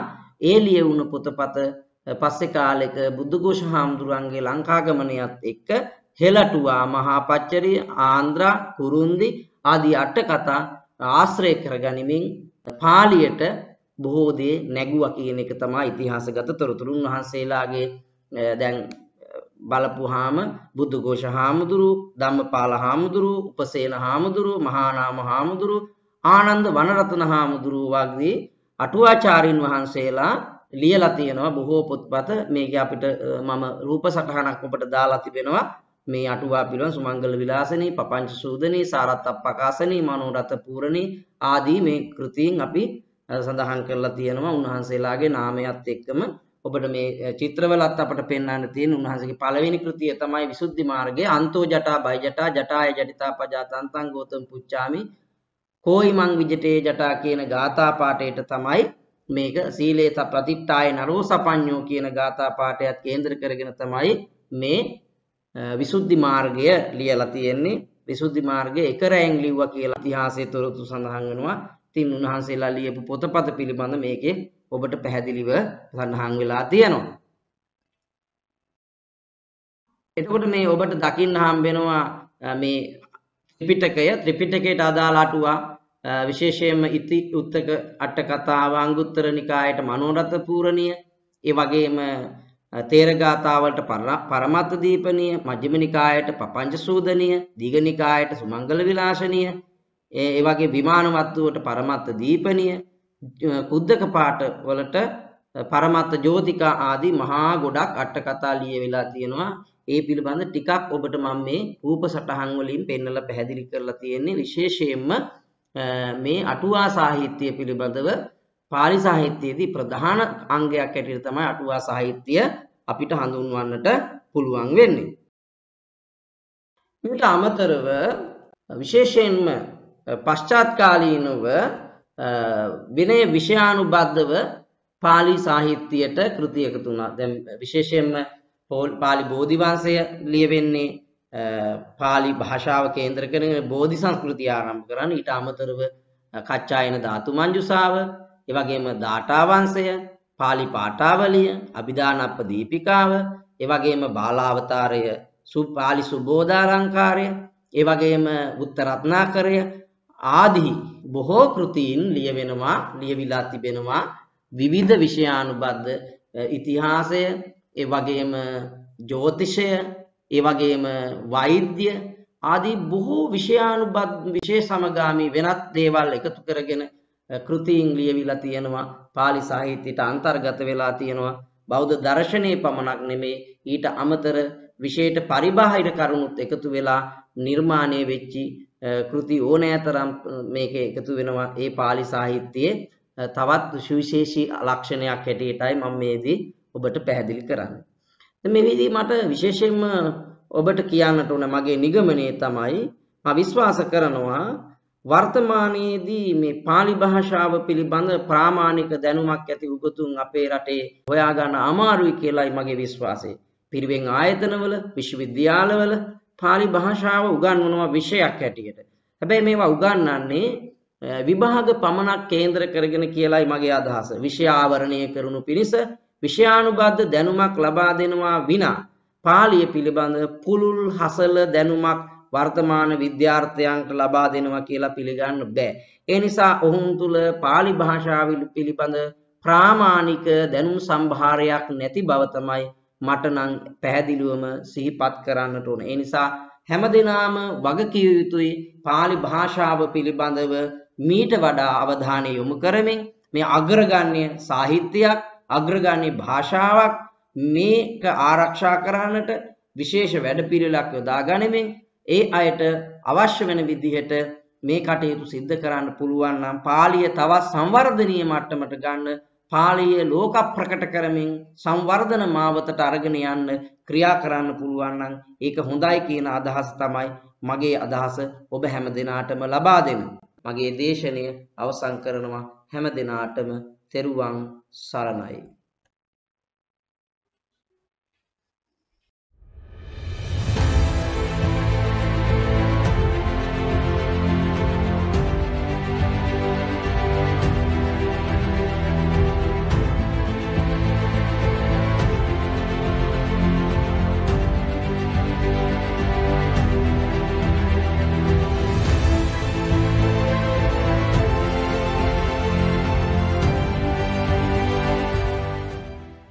සංස්කෘත භාෂාවේ නැත්නම් සංස්කෘත සාහිත්‍යයේ ආරම්භය හා විකාශය පිළිබඳව යම් ඉදිරිපත් කිරීමට අපි සූදානම.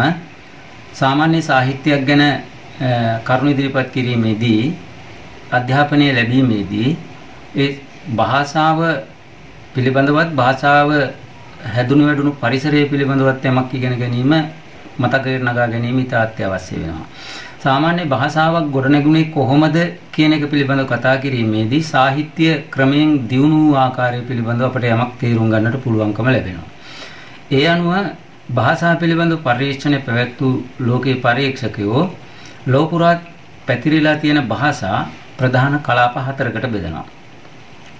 ඒ භාෂා කලාප හතර තමයි ඇමරිකානු භාෂා, සාන්තිකර සාගරික භාෂා, අප්‍රිකානු භාෂා, යුරේසියානු භාෂා. මේ කියන කලාප හතරේ භාෂා තමයි හම්බෙන්නේ. මේ භාෂා කලාප හතරෙන් අපට වැදගත් වෙන්නේ යුරේසියානු භාෂා කලාපය. එම යුරේසියානු භාෂා කලාපය ගැන සලකා බැලීමේදී එම යුරේසියානු භාෂා කලාපයත් තව කොටස් 10කට බෙදෙනවා. මේ කියපු භාෂා 10 අතරින් අපි කතා කරගෙන යන්නේ සංස්කෘත භාෂාව නිසා අපට වැදගත් වෙන්නේ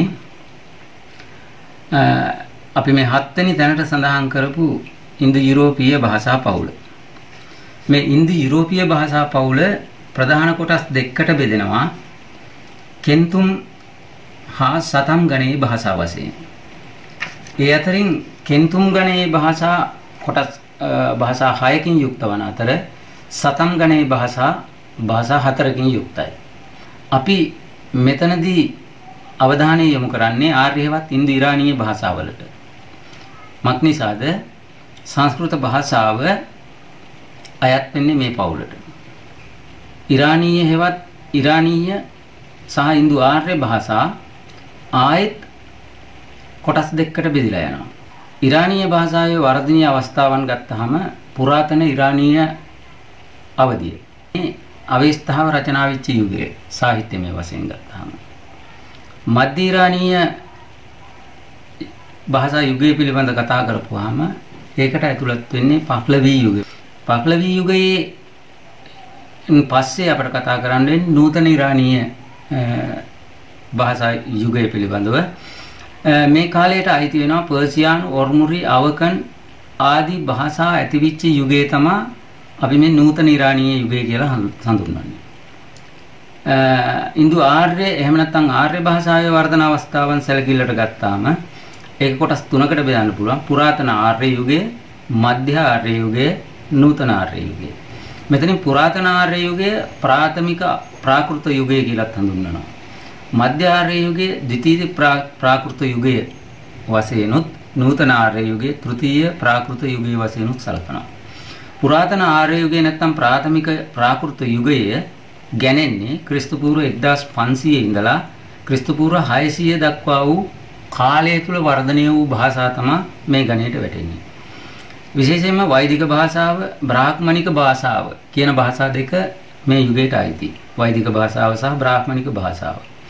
ඊළඟට මධ්‍ය ආර්ය යුගය නැත්නම් ද්විතීයික ප්‍රාකෘත යුගය මේක කාලමය වශයෙන් ගත්තාම ක්‍රිස්තු පූර්ව 600 ඉඳලා 800 දක්වා වර්ධනය වූ භාෂා සහිත යුගය. විශේෂයෙන්ම ලෞකික සංස්කෘතයේ මාගධී, සෞරසේනී, අර්ධමාගධී, පාලි, මහාරාෂ්ට්‍රී, සිංහල වාගේම සෙසු ප්‍රාකෘත භාෂාවන් මේ යුගයට අයිති. ඊළඟට නූතන ආර්ය යුගය, තෘතීය ප්‍රාකෘත යුගය. ඒ කියන්නේ ක්‍රිස්තු වර්ෂ 800 ඉඳලා මේ දක්වා ඇති වෙලා තියෙන භාෂා මේ ගණයට අයිති වෙනවා. මේ කාලයට විශේෂයෙන් සඳහන් කළොත් හින්දි, වංග, ගුජරාටි, මරාටි, පංජාබ්, උර්දු ආදී භාෂා අයිති වෙනවා. මේ විස්තරවලට අනුව සංස්කෘත භාෂාව කොයි ආකාරයකටද හැඩගැහිලා ආවේ, ඒ හැඩගැහිච්ච භාෂාවෙන් සාහිත්‍ය ගොඩනැගිලා තියෙන්නේ කොහොමද කියන එක පිළිබඳව අපිට සැලකිල්ලක් ගන්න පුළුවන්.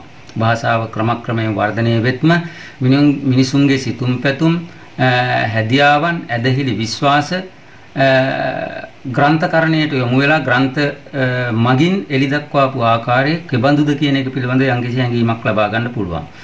ඒ වගේම මෙන්න මේ සංස්කෘත භාෂාව පියවර කීපයක් ඔස්සේ වර්ධනය වෙලා තියෙන බව තමයි දැනට කරපු පර්යේෂණ වලින් පිළිගත්තු මතයේ සම්මතය වෙලා තියෙන්නේ.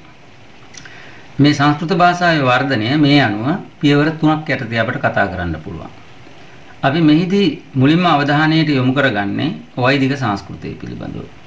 කාලය වශයෙන් ගත්තාම ක්‍රිස්තු පූර්ව 1500 ඉඳලා ක්‍රිස්තු පූර්ව 600 පමණ කාලයේ වන විට භාවිතා වෙච්චි භාෂාව වෛදික භාෂාව කියලා තමයි අපි හඳුන්වන්නේ. මේක හඳුන්වන ඡාන්දස කියලා නමකින්. මේකට ඡාන්දස කියන නම දෙන්නේ ඍග්වේදයේ ප්‍රධාන වෙච්චි වේද සංහිතාවන් රචනා කරන්න මූලික වෙච්චි භාෂාව කියන අදහසින් තමයි මේ වෛදික භාෂාව ඡාන්දස කියන නම මේකට දීලා තියෙන්නේ. වේද ඉක වෛදික වේදයට අයිති කියන අදහසයි මේ වෛදික කියන එක තුල තියෙන්නේ. වේදයේ ගොඩනැගුණු මාධ්‍ය භාෂාව නිසා තමයි මේක වෛදික ඡාන්දස කියන නම් වලින් හඳුන්වලා තියෙන්නේ.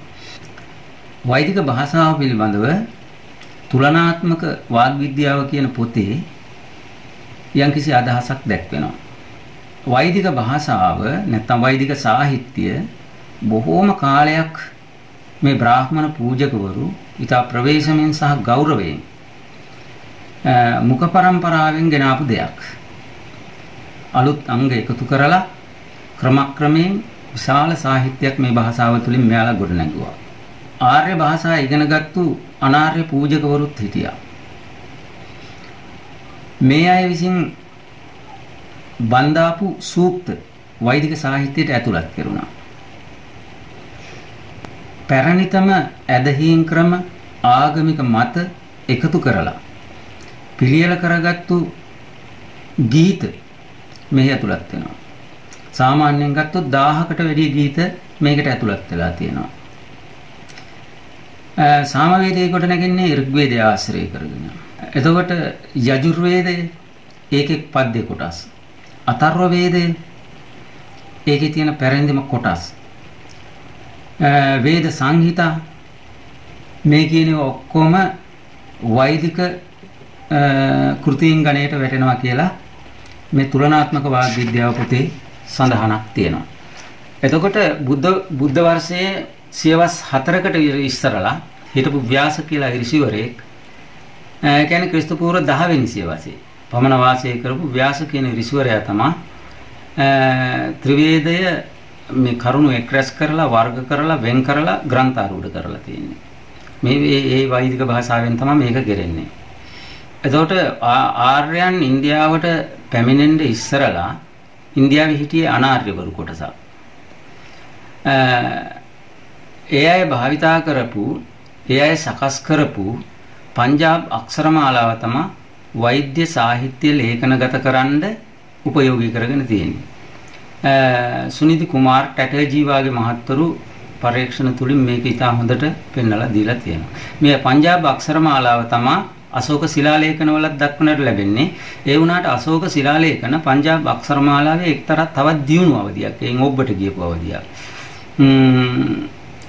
මේ පංජාබ් අක්ෂරමාලාව සංස්කෘත භාෂාව ග්‍රන්ථාරූඪ කිරීමේදී ලේඛනගත කරන්න සුදුසු තත්ත්වයට පත් කරගන්න අවුරුදු 800ක් 1000ක් විතර කාලයක් ගත වෙච්ච බව මේ මහත්වරුන් පෙන්වලා දෙනවා. මෙන්න මේ විදිහට වේද සාහිත්‍ය ප්‍රධාන කරගෙන වේදය ප්‍රධාන කරගෙන විශාල සාහිත්‍යයක් සූක්ත ගීතිකා නිර්මාණයෙන් විශාල සාහිත්‍යයක් ගොඩ නැගුණා මේ වෛදික භාෂාව මුල් කරගෙන. ඒකේ දේව කතා, ප්‍රේම කතා, නොඑක ආකාරයේ කතාවන්ගෙන් පරිපූර්ණ වෙච්ච මිනිසුන්ගේ සිතුම් පැතුම්, අත්දැකීම්, අදහස් උදහස් ඇතුළත් වටිනා සාහිත්‍යයක් ಭಾರತೀಯ ජන සමාජයේ මුල් කාලීන වෛදික යුගයට ಭಾರತೀಯ ජන සමාජයේ මිනිසුන්ගේ චර්යාවන් සංස්කෘතීන් පිළිබිඹු කරන කැඩපතක් වාගේ වෙච්ච ලොකු සාහිත්‍යයක් ගොඩනැගිලා තියෙනවා මේ විදිහට ගොඩනැගිච්ච භාෂාව තුලින්. ඊළඟට අපි කතා කරන්න ඕන බ්‍රාහ්මණික සංස්කෘතිය පිළිබඳව. මේ බ්‍රාහ්මණික සංස්කෘතිය කියලා අපි හඳුන්වන්නේ පශ්චාත් වෛදික යුගය, ප්‍රාග් පාණිනී යුගය. ඒ කියන්නේ පාණිනීට පෙර ආතුව සහ වෛදික සාහිත්‍යයට පස්සේ අතර කාලය තුල තමයි බ්‍රාහ්මණික සංස්කෘත යුගය අපි තියනවා කියලා විශ්වාස කරන්නේ. එතකොට බ්‍රාහ්මණ ආරණ්‍යක උපනිෂද් වාගේ ග්‍රන්ථ රචනා වෙන්නේ මේ බ්‍රාහ්මණික සංස්කෘතිය. ඒක බ්‍රාහ්මණ ආරණ්‍යක උපනිෂද් කියන ග්‍රන්ථවල මාධ්‍ය භාෂා මාධ්‍ය වෙලා තියෙන්නේ බ්‍රාහ්මණික සංස්කෘතිය. ස්ථිර වශයෙන්ම වෙනස් නොවන තත්ත්වයකට සංස්කෘත භාෂාව පත් වෙන්නේ පාණිනී ආචාර්යවරයා විසින් එයාගේ ව්‍යාකරණය රචනා කිරීමෙන් පස්සේ තමයි. පාණිනි ව්‍යාකරණඥයා එයාගේ ව්‍යාකරණය සකස් කරන්නේ ක්‍රිස්තු පූර්ව 4 වෙනි සියවසේ. ඒක සිද්ධ වෙන්නේ වෛදික ග්‍රන්ථ ග්‍රන්ථාරූඪ කිරීමෙන් පස්සේ. පාණිනි ව්‍යාකරණයේ රචනා වීම දක්වා වූ කාලය වෛදික ග්‍රන්ථ වලින් පස්සේ. පාණිනි ව්‍යාකරණයේ රචනා වීම දක්වා වූ කාලය තමයි බ්‍රාහ්මණික භාෂාව ලෙස ඒ භාෂාව පැවතුණු වකවානුව ලෙස අපි සලකන්නේ. ඒතකොට තුලනාත්මක වාග්විද්‍යාව කියන පොතේ බ්‍රාහ්මණික භාෂාව පිළිබඳව සඳහන් වෙන්නේ මේ වාගේ අදහසක්. ක්‍රිස්තු පූර්ව 600 පමණ වෙනකන් උතුරු ඉන්දියාවේ සාහිත්‍යික භාෂාව වශයෙන් ප්‍රචලිතව ප්‍රසිද්ධ වෙලා පැවතිච්ච සංස්කෘතිය තමයි බ්‍රාහ්මණික සංස්කෘතිය කියලා අපි හඳුන්වන්නේ. අදහස් හා ස්වරූප වශයෙන් විතරක් නෙවෙයි භාෂා ලක්ෂණ වශයෙන්ුත් බටහිර දේශ සීමාවේ පැවතිච්ච කුරු පංචාල භාෂාවලට බොහොම ඊටාම කිට්ටු සම්බන්ධයක් තියෙනවා මේ බ්‍රාහ්මණික සංස්කෘතිය කියලා කියනවා. බ්‍රාහ්මණ කියලා කියන නමෙන් හැඳින්වෙන වෛදික සාහිත්‍ය ග්‍රන්ථ ලියලා තියෙන්නේ මේ භාෂාවෙන්. එතකොට අපිට තේරෙනවා බ්‍රාහ්මණික යුගයේ වෙනකොටත් ඒ කියන්නේ වෛදික යුගයෙන් පස්සේ පාණිනි යුගයට පෙර ආතුව කාලය තුලදී විශාල සාහිත්‍යයක් මේ සංස්කෘත භාෂාව තුල ගොඩනැගලා තියෙනවා. බ්‍රාහ්මණ ආරණ්‍යක උපනිෂද්. උපනිෂද් කියලා කියන්නේ දාර්ශනික ග්‍රන්ථ.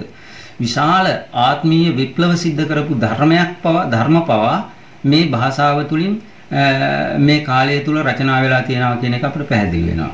එතකොට බණ්ඩාරකාරාදී උගත්තු පෙන්වලා දෙන්නේ මේ බ්‍රාහ්මණික සංස්කෘතියත් ලෞකික සංස්කෘතියත් එක සමානයි. ඒ දෙකම ලෞකික සංස්කෘතියේම කොටසක් කියලායි කියන්නේ බ්‍රාහ්මණික සංස්කෘතියත්. කොහොම හරි මේ අය මේ සංස්කෘතියේ කොටස් දෙකකට බෙදලා දක්වනවා. මධ්‍යකාලීන සංස්කෘතිය හා ශ්‍රේණ්‍ය සංස්කෘතිය කියලා. බ්‍රාහ්මණ ග්‍රන්ථ රාමායනේ මහාභාරතයේ අතර කාලය මධ්‍යකාලීන සංස්කෘතිය ලෙස ගණන් ගන්නවා. අපි දන්නා මහාභාරතයේ රාමායනය කියලා කියන්නේ සංස්කෘත සාහිත්‍යයේ ආందోලනාත්මක මහ විශාල සාහිත්‍යමය දියුණුවක් ඇති වෙච්ච යුගයක්. කාතරජ ජනප්‍රිය වෙච්ච හොඳ සාහිත්‍ය ග්‍රන්ථ දෙකක්. මේවා මේ කාලයේ තමයි අපි මධ්‍යකාලීන සංස්කෘතිය ලෙස ගන්නේ. මධ්‍යකාලීන සංස්කෘතිය වෙනකොට තමයි මේ ග්‍රන්ථ රචනා වෙන්නේ. ශ්‍රේණ්‍ය සංස්කෘතිය කියලා හඳුන්වන්නේ පාණිනි ව්‍යාකරණයේ රචනා වුණාට පස්සේ රචනා වෙච්ච සාහිත්‍ය ග්‍රන්ථ. කොහොම වෙතත් වෛදික ග්‍රන්ථත් පාණිනි ව්‍යාකරණයත් රචනා වෙච්ච කාලය අතර විශාල ග්‍රන්ථයක් රාශියක් රචනා වුණා. කොයි කාලයේද පාණිනි ව්‍යාකරණයත් වෛදික ග්‍රන්ථත් රචනා වෙච්ච කාලය අතරතුර විශාල සාහිත්‍ය ග්‍රන්ථ රාශියක් රචනා වුණා. මේ ග්‍රන්ථවල පෙනෙන්න තියෙන භාෂා ලක්ෂණ වේද යුගයේ ලෞකික සංස්කෘතියේ තරමක් වෙනස් වෙච්ච භාෂා ලක්ෂණත් පෙන්වුම් කරනවා. මේවා මේ විදිහට හිතලා බලනකොට මේ කාලය තුල රචනා වෙච්ච පොත්වල පෙනෙන්න තියෙන භාෂාව බ්‍රාහ්මණික භාෂාව විදිහට හඳුන්වීම උචිතයි කියන එකයි පිළිගන්නේ. ඊළඟට අපි අවධානය යොමු වෙන්න ඕන ලෞකික සංස්කෘතිය පිළිබඳව. අපි දන්නවා වෛදික හා බ්‍රාහ්මණික භාෂාවලට පස්සේ රචනා පාණිනි ව්‍යාකරණයට අනුව සකස් වෙච්ච භාෂාවක් තියෙනවා. මේ භාෂාව තමයි ලෞකික සංස්කෘතිය සංස්කෘතය කියලා අපි හඳුන්වන්නේ. මේ ලෞකික සංස්කෘතයම සාහිත්‍යයක සංස්කෘත භාෂාව කියන නම් වලින් අදහස් කරනවා. පොදුවේ වෛදික, බ්‍රාහ්මණික, ලෞකික මේ සියල්ල සංස්කෘත කියලා සාමාන්‍ය ව්‍යවහාරයට හැඳින්වුවත් ශාස්ත්‍රීය ව්‍යවහාරයේදී සංස්කෘතය කියලා අදහස් කරන්නේ මේ ලෞකික සංස්කෘතිය. මේ ලෞකික සංස්කෘතිය නිර්මාණය වුණාට පස්සේ තමයි සාහිත්‍ය තුල සංස්කෘත භාෂාව තුල විශාල සාහිත්‍යයක් පෝෂණය වෙන්නේ. සංස්කෘත භාෂාවේ හැඩගැහිම පිළිබඳව කරුණු දක්වනවා බෙරිඩල් කීත් මහත්මයා. මේ කරුණු දැක්වීම සිද්ධ කරන්නේ එයාගේම ග්‍රන්ථයක් තියෙනවා ක්ලාසිකල් සංස්කෘත ලිටරේචර් කියලා. මෙන්න මේ පොතේදී. ඒ පොතේදී මෙයා දක්වන අදහස් තමයි ආගමික මුහුණුවරකින් බැහැර වෙලා ලෞකික සාහිත්‍ය රචනා කරනකොට සංස්කෘතය තමයි මුලින්ම උපයෝගී කරගෙන නැත්තේ. ඒ කාලේ යාග හෝම පවත්වා දේව ධර්මයේ පිළිබඳව මතිමතාන්තර අදහස් දක්වලා හිටපු කොටසක් බ්‍රාහ්මණයන්ට සීමා වෙලා පැවතිච්ච විවහාරයක් පැවතුණා මුල් කාලයේදී. ඒවා පැවතුනේ ක්‍රිස්තු පූර්ව 4 වෙනි සියවසේ පාණිනී ව්‍යාකරණයක් රචනා කරලා ඇද බැඳ තිබුණේ භාෂාව ඒ ස්වරූපයෙන්.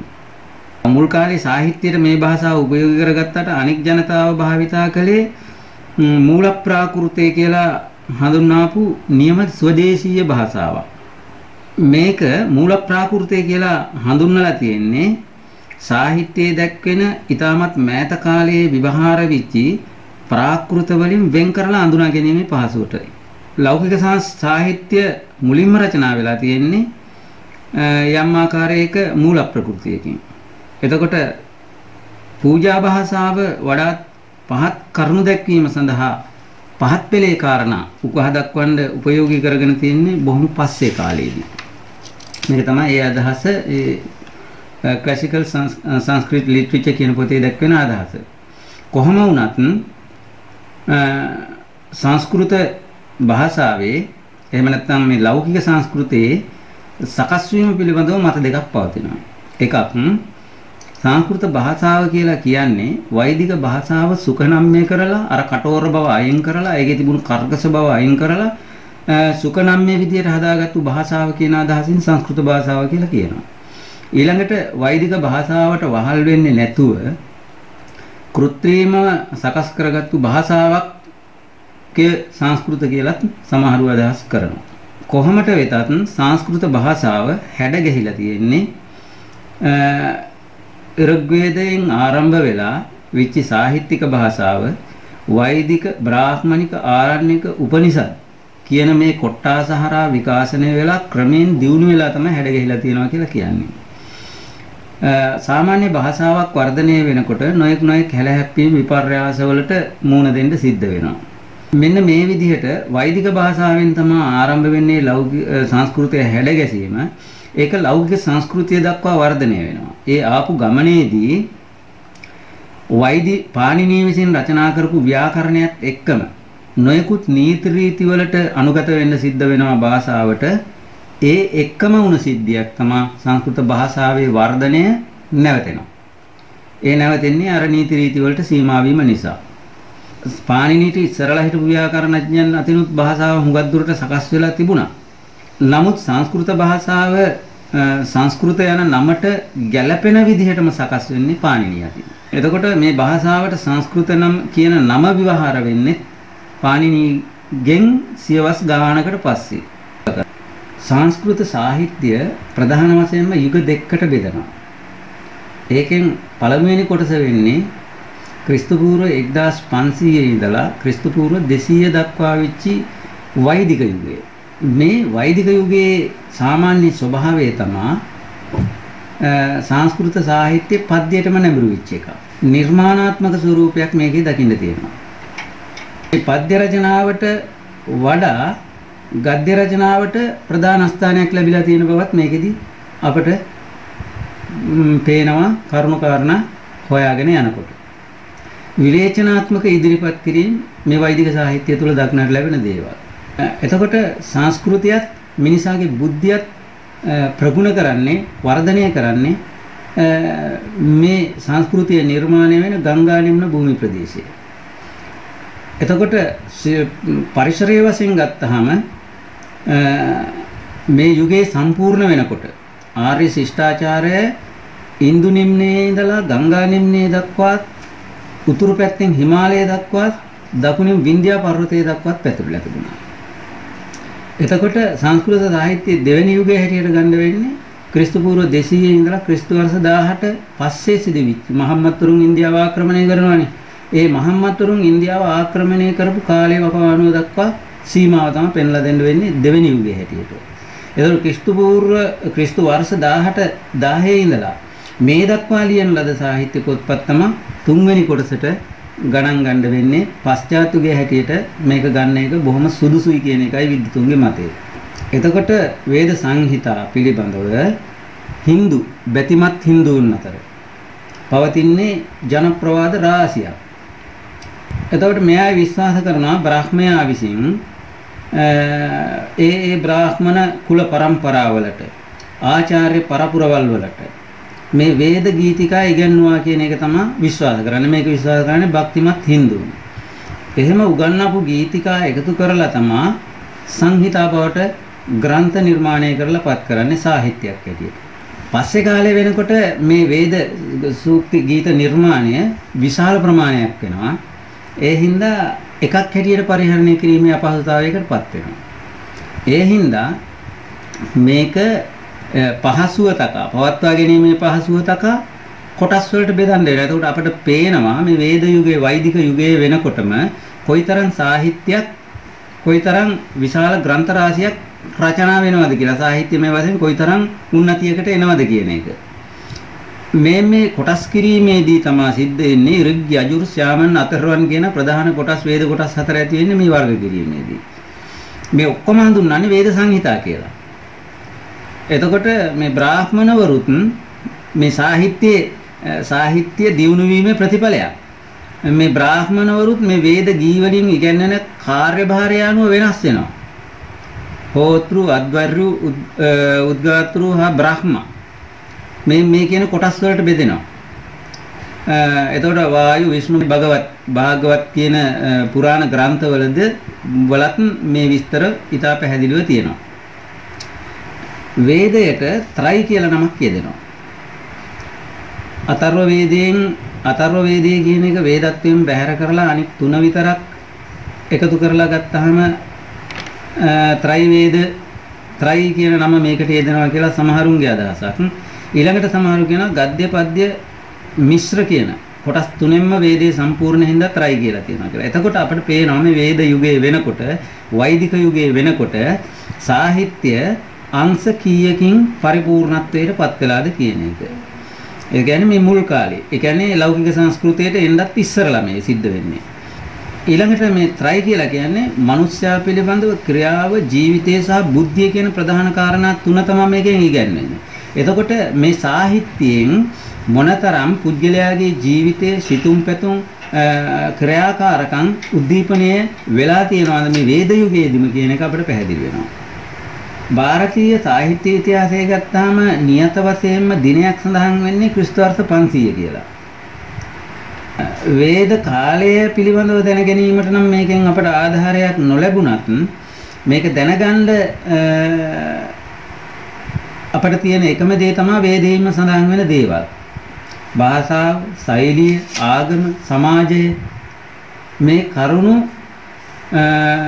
විවේචනාත්මකව බලපුවාම නිකන් බුද්ධියෙන් බලපුවාම අපිට මේ පිළිබඳව හැඟීමක් ඇති කරගන්න පුළුවන්. ඒකත් ඉතින් පැහැදිලි හැඟීමක් වෙන්න බෑ. මොකද කාලවකවානු නිශ්චය නැති නිසා. කොහොම වුණත් වෛදික යුගයේ අවසාන භාගයේ ක්‍රිස්තු වර්ෂයේ 500ට පස්සේ වෙන්න බෑ. වේද විකාශයේ අවසාන අවස්ථාව පවා බුදු දහමට ඉස්සරලා සිද්ධ වෙච්ච දෙයක්. අවසාන යුගයේ අවසාන අවස්ථාව වේදේ අවසාන අවස්ථාව බුදුන්ට පෙර ආතුව සිද්ධ වෙලා තියෙනවා. එහෙම වුණොත් බුද්ධ වර්ෂානුව කාලය නිර්ණය කරනවා නම් මේක ඉතා ලේසි බවක් පැහැදිලිව පේනවා. බුදුහාමුදුරන්ගේ පරිනිර්වාණය සිද්ධ වෙන්නේ ක්‍රිස්තු වර්ෂ 480 දී. මේක ක්‍රිස්තු වර්ෂ 480 කියන්නේ වෛදික යුගයේ අවසාන කාලේ නම් ක්‍රිස්තු පූර්ව 2000 පමණ වේදේ පටන් ගත්තා කියන එක විද්වතුන්ගේ අදහසක් වෙලා තියෙනවා. කොහොම හරි මේ අතරතුර අවුරුදු 1500ක් වගේ කාල සීමාවක් තියෙනවා. මේ කාලය සාහිත්‍යයක් ඇති වෙලා දියුණු වෙන්න ගත විය හැකි කියන එක යුක්තිසහගතව පිළිගන්න පුළුවන්. මෙම කරුණු දිස බලන විට සංස්කෘත භාෂාව ගොඩනැගී මහ විශාල සාහිත්‍යයක් ගොඩනැගුණේ කොයි ආකාරයෙන්ද කියන එක පිළිබඳව අපට කවුරුනෝ අවබෝධ කර ගැනීමට හැකියාවක් ලැබෙනවා.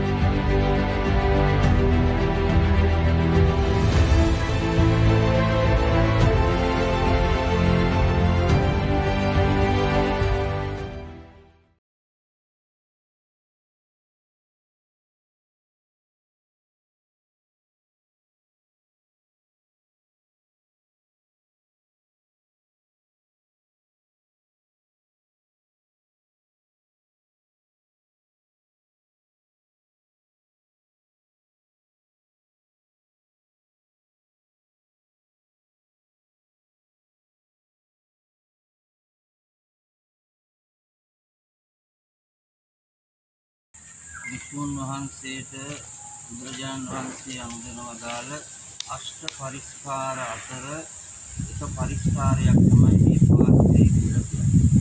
එය භික්ෂුවට පමණක් ආවේනික වූ භාණ්ඩයක්. ගිහි සමාජයට මේ භාවිතා කිරීමට ඉඩක් ඇත්තේ නැහැ. භික්ෂුවට ආහාර ගැනීම සඳහා බුදුරජාණන් වහන්සේ දේශනා කර පාත්‍රා තුනක් තියෙනවා.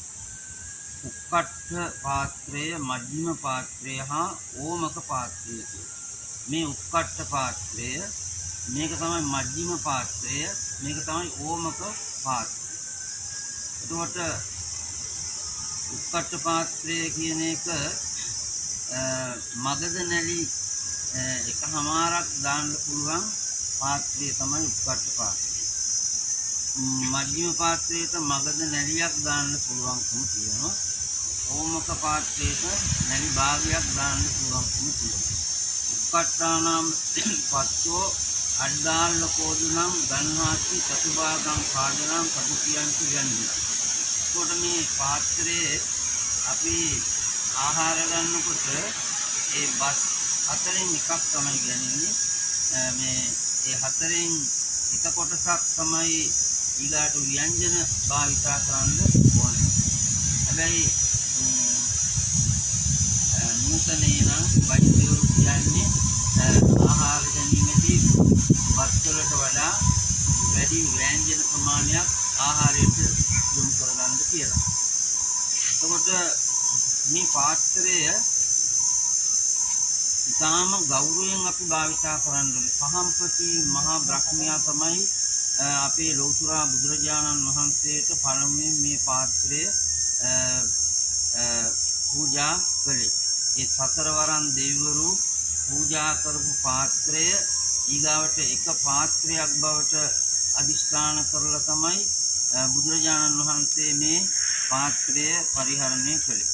ඒතකොට පාත්‍රය කිව්වහම මේක හදන්න පුළුවන් විනයානුකූල පාත්‍රය වෙන්නේ ලෝහ පාත්‍රය හා මැටි පාත්‍රය පමණයි. මැටි වලින් හදපු පාත්‍රය මට්ටික පත්‍ර කියනවා. ලෝහ පත්‍ර කියන්නේ මෙන්න මේ වට. ඒවා ලෝහ වලින් හදපු පාත්‍ර. එතකොට මේ පාත්‍රය උක්කට්ඨ පාත්‍රය, මේක මජ්ක්‍ධිම පාත්‍රය, මේක ඕමක පාත්‍රය. එතකොට ඕමක පාත්‍රයට වඩා කුඩා පාත්‍රයක් අදිෂ්ඨාන කරන්නත් බෑ. මේ උක්කට්ඨ පාත්‍රයට වඩා ලොකු පාත්‍රයක් භික්ෂුවට අදිෂ්ඨාන කරන්නත් බෑ. මේ පාත්‍රා තුන තමයි විනයානුකූලව ඒ සුදුසු පාත්‍ර හැටියට හඳුන්වන්නේ. ඊළඟට අපේ භික්ෂුන් වහන්සේලා පාත්‍රයේ පරිහරණය කරනකොට ඒකෙදි වර්ණ වශයෙන් කාල වර්ණී භාවිතා කරන්න පුළුවන්කම තියෙනවා. එතකොට වීදුරු පාත්‍රය, ඊළඟට ලබු කබල් ආදී ඉල් කරන පාත්‍ර අදිෂ්ඨාන කරන්න හැකියාවකුත් නැහැ, පරිහරණයට සුදුසු නැහැ. ඊළඟට වෙනත් ආකාරයකින් ද්‍රව්‍යකින් නිෂ්පාදනය කරපු දෙයක් විනය අනුමත කරලා නැහැ. විනය අපි අනුමත කරලා තියෙන්නේ මොකද්ද? මැටි පාත්‍රය හා ලෝහ පාත්‍රය පමණයි. ඊළඟට මේ පාත්‍රය අපි පාවිච්චි කරලා හිටන් වතුර සහිතව තියන්න බෑ. න වික්කවේ සෞදකෝ පත්තෝ පටිසාමේ තබ්බෝ යෝ පටිසාමේය ආපස්සි දුක්ඛදස්ස. අපි දැන් පිඟානක් හරි වෙන භාජනයක් අරගෙන පාවිච්චි කරලා එහෙම තියනවා. නමුත් පාත්‍රය එහෙම තියන්න බෑ. වතුර සහිතව පාත්‍රයේ තියන්න තහනම්. අපි වතුර පරිහරණය කරලා ඉවර වෙලා ඒක වතුර ටික පිහදාලා පාත්‍රයේ තියන්න පුරුදු වෙන්නට ඕනේ. එතකොට අපි පාත්‍රයේ වතුර සහිතව තියන්න බෑ. වතුර සහිතව මුණින් අතහරවලා පාත්‍රයේ තිබීමත් වැරදි බව බුදුරජාණන් වහන්සේ දේශනා කළා. ඒ වගේම පද උණුසුම් වතුරෙන් හොදන්නත් තහනම්. මද උණුසුම් වතුරෙන් තමයි මේ පාත්‍රය හොදන්න ඕන. ඉම බික්කවේ සෞදකෝ පත්තෝ උන්හේ පත්තෝ නිදහිතබ්බෝ. එතකොට උෂ්ණ පාත්‍රයේ උෂ්ණ ජලයේ පාත්‍රය තබන්න බෑ. න බික්කවේ මීදහෙය පත්තෝ නික්කිපිතබ්බෝ. එතකොට අපි බොහෝ විට පාත්‍රයේ තියෙනවා ගෙපිලි. කියන්නේ දැන් කුටියේ පිලක් තියෙනවා කියමුකෝ. ඒ පිල උඩ මෙහෙම පාත්‍රයේ තියන්න තහනම්. බලන්න බුදුහාමුදුර කොච්චරනම් අපි මේ පාවිච්චි කරන පාත්‍රය සඳහා නීති පනවලා තියෙනවා. ඒකට පිලේ තියන්න බෑ. පිල උඩ තියන්න බෑ. දැන් බැම්ම උඩ තියෙනවා පාත්‍ර සමාව. ඒක වැරදි. ඒක විනයානුකූල නෑ. ඒ ඊළඟට න බික්කවේ පරිබණ්ඩන්තරේ පත්තෝ නික්කිතබ්බෝ පටු පිලෙහි. ඒ කියන්නේ දැන් කුඩා පිලක තියන්නත් තහනම්. වාඩි වෙනවා වගේ හදන පිල තියෙනවනේ. ගේ පිල කියන එක වාඩි වෙන පිලයි එහෙකවත් තියන්න බෑ. ඊළඟට න බික්කවේ පත්තෝ ලග්ගේ තබ්බෝ. එතකොට එල්ලන්න බෑ. අපි ඇණයක් ගහලා හිටම් බිත්තියේ පාත්‍රයේ මෙහෙම එල්ලලා එහෙම තියන්න බෑ. ඒක විනයානුකූලක් නෑ. එතකොට පීතේ න තබ්බෝ. පුටුව උඩ තියන්න බෑ. අපි ඉඳ ගන්න පුටුවේ පාත්‍රයේ තියන්න අයිතියක් නෑ. ඊළඟට මංචේ ඇඳේ තියන්නත් බෑ. අංකේ දැන් මෙහෙම ඇකේ තියාගන්න එහෙම පාත්‍රයේ ඇකේ තියාගෙන යන්න බෑ. මුකුලේ තියාගන්න බෑ. ඒකත් බුදුහාමුදුරුවෝ දේශනා කළා. දුෂ්කටාපත්තියක් වෙනවා ඒ විදිහට යම් කිසි භික්ෂුවක් එහෙම කළොත්. සත්‍යේ නික්කිප්පබ්බෝ. සත්‍යේ කියලා කියන්නේ කුඩේ අපි එහෙම උඩින් තියෙන කොක්ක තියනවනේ. මෙහෙම පාත්‍රයේ උඩ එහෙම තියන්න බෑ. කුඩේ ඉහළලා එහෙම තියන්න. නබික්කවේ පත්තෝ කවාටං පරිණාමේ තබ්බෝ. එතකොට මේ සිදුරක එහෙම තියන්නත් තහනම්. නබික්කවේ වලකානිවා අට්ටකානිවා උච්චෝදකං වා පත්තෝ නිහරිතබ්බෝ. ඊළඟට අපි පාත්‍රය භාවිතා කරනකොට ආහාර ගැනීමට පමණයි විශේෂයෙන් පාත්‍රයේ තියෙන්නේ. ඊට අමතරව භික්ෂුවට වතුර පානය කරන්නත් මේක ගන්න පුළුවන්. වතුර කඩකට ගිහිල්ලා වතුර අරගෙන ඒකෙන් පානය කරන්න පුළුවන්. ඊළඟට මේක නාන්න භාවිතා කරන්නත් පුළුවන්. ඒ හැර වෙනස් දෙයකට භාවිතා කරන්න බෑ. টয়ලට් එකට ගන්න බෑ. ඊළඟට අපිට හිතමුකෝ අපි මේක මේ මොකද්ද පඩික්කමක් විදියට එහෙම භාවිතා කරන්න බෑ. අත සෝදන්න අපි දැන් දානේ වන්දනලා පාත්‍රයට අත හොදන්නේ නැහැ. දානේ වන්දනලා අපි පාත්‍රයට අත හොදන්නේ නැහැ. ඒක වෙනම අපි අත හොදන්නේ. පාත්‍රයට අත හේතුවත් මේක පඩික්කමක් බවට පත් වෙනවා. පඩික්කමක් වෙන්නේ නැහැ පාත්‍රය කියන්නේ. දැන් අපි පිඟානක නම් සාමාන්‍යයෙන් බත් කාලා හිටම් පිඟානට අත හොදනවනේ. නමුත් පාත්‍රයට එහෙම අත හොදන්න බෑ. අන්න බලන්න බුදුහාමුදුරුවෝ මේක ගෞරවාන්විත භාණ්ඩයක්. බුදු පසේ බුදු මහරහතන් වහන්සේලා භාවිතා කරන භික්ෂුවටම පමණක් ආවේනික වූ භාණ්ඩයක් නිසා මේක පරිහරණය කිරීමේදී අපට නීති රීති ගොඩාක් තියෙනවා. ඒක අපි තේරුම් ගන්න පාවිච්චි කරන්න ඕනේ. ඊළඟට මේකට ඔය මාළු කටු මේ අපි හිතමුකෝ දැන් කඩිකමකට දාන දේවල් තියෙන කෙහෙල් ලෙලි ඒ වගේ දේවල් ඒවම මොකුත් ආහාරය අරගෙන නිකන් ඒකට දාන්න බෑ. ඉතින් ඒ විදිහටයි අපි මේ පාත්‍රය පාවිච්චි කරන්නේ. පාත්‍රය අපි හොදලා පිහ දාලා ඊළඟට අවුවේ මද අවුවේ තියන්න ඕනේ. මද අවුවේ තියන්න ඕන කොච්චර වෙලාවක්ද? සාමාන්‍යයෙන් මැස්සෙක් ඇවිදින්න මේකේ වහලා ඉන්න පුළුවන් ප්‍රමාණය කරයි. ඊට වඩා රත් කරන්න හොඳ නැහැ. මැස්සෙකුට ඇවිදින්න වහලා ඉන්න පුළුවන් උෂ්ණත්වයක විතරයි තියන්න පුළුවන්. ඊට වැඩි උෂ්ණත්වයකට මේක තියන්න බෑ. ඒකට පාත්‍රයේ එහෙම අවුවේ තියන්නේ මොකද? මේක ලෝහ පාත්‍රයක් වුණොත් අර දැන් තෙතමනේ තිබුණොත් මලකඩ ඇල්ලීම ආදියට හේතු වෙනවා. ඉතින් ඒ නිසා මද උෂ්ණත්වයකින් තියලා ඒක නැවත තමන් කුටියේ මේ ටෙම්පරේචර් කරලා තියන්න ඕනේ. ඇඳේ තියන්න බෑ, කුටුවේ තියන්න බෑ, එල්ලලා තියන්න බෑ. ඔයගේ දැන් මම මුලින් කියවනේ කාරණා ටික. ඒකට ඒ තැන් වල තියන්න නැතුව නිසි විදියට මේසයක් උඩ අපි ඒකට සකස් කරගත්ත හොඳ තැනක කුටියේ පාත්‍රයේ තියන්න ඕනේ. ඒක අනිත් භාණ්ඩ වගේ භාවිතා කරන දෙයක් නෙවෙයි කියන එක අපි විශේෂයෙන් සැලකිලිමත් වෙන්න. පාත්‍රයේ පිළිබඳව ওই කාරණා ටික ඔබ වහන්සේලාට දැන් ඉස්පත් කළා. අපි හැමදාම භාවිතා කරන අපේ උපකරණයක්. ඒ නිසා මේකේ කාරණා දැනගන්න ඕන. අපි පාත්‍රයක් අයින් කරන්නේ කොහොමද? භාවිතයෙන් ඉවත් කරන්න නම් එක සිදුරක් හැදුනට පාත්‍රය ඉවත් කරන්න තහනම්. අපි හිතමුකෝ පාත්‍රයේ සිදුරක් වුණාම හොද්දි යනවනේ. හොද්දි බෙදුවම ආකට යනවා. එතකොට මේ හොද්දි ඉවත් වෙනවා නම් ඒකට ලාකඩ වගේ දෙයක් දාලා අලවලා පාවිච්චි කරන්න කියලා කියනවා. සිදුරු දෙකක් වුණත් ඉවත් කරන්න බෑ, තුනක් වුණත් ඉවත් කරන්න බෑ, හතරක් වුණත් ඉවත් කරන්න බෑ. සිදුරු 5ට වැඩි වුණොත් තමයි ඒ පාත්‍රයේ භාවිතයෙන් බැහැර කරන්න පුළුවන්කම තියෙන්නේ.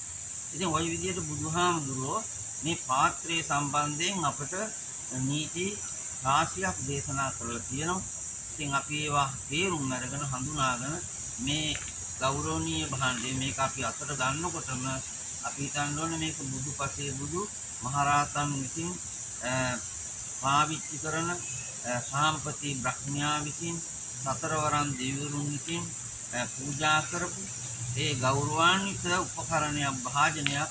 ඒ නිසා භික්ෂුවටම ආවේනික වූ මේ භාණ්ඩය අපි ගෞරවාකාරයෙන් භාවිතා කරන්න ඕන. අපිට පින්ඩපාතේ යනකොට මේ පාත්‍රයේ හැර වෙනත් දෙයක් ගිනිච්චට කවදාවත් ඒක පින්ඩපාතයක් වෙන්නේ නැහැ. පිඟානක් අරන් ගිහිල්ලවත් වෙන භාණ්ඩයක් ගිනින්න අපිට බෑ. ඒතකොට මේ පාත්‍රය කියන්නේ ජීවිතයක් රැකලා දෙන උපකරණයක්. මේකේ ලොකු වාසනාවක් තියෙනවා. මේ පාත්‍රයට පුදුමාකාර ගෞරවයක් දක්වනවා. ඒ නිසා අපිව ජීවත් කරන අප පරිහරණය කරන මේ උපකරණේ සාමාන්‍ය දෙයකට වඩා අපි සැලකිලිමත්ව භාවිතා කළ යුතු බවයි බුදුරජාණන් වහන්සේ දේශනා කොට වදාළේ. හොඳයි මේ කාරණා තුලින් ඔබ වහන්සේලාට මේ පාත්‍රයේ සම්බන්ධයෙන් යම් අවබෝධයක් ලැබෙන්නේ නැති කියලා මම විශ්වාස කරනවා.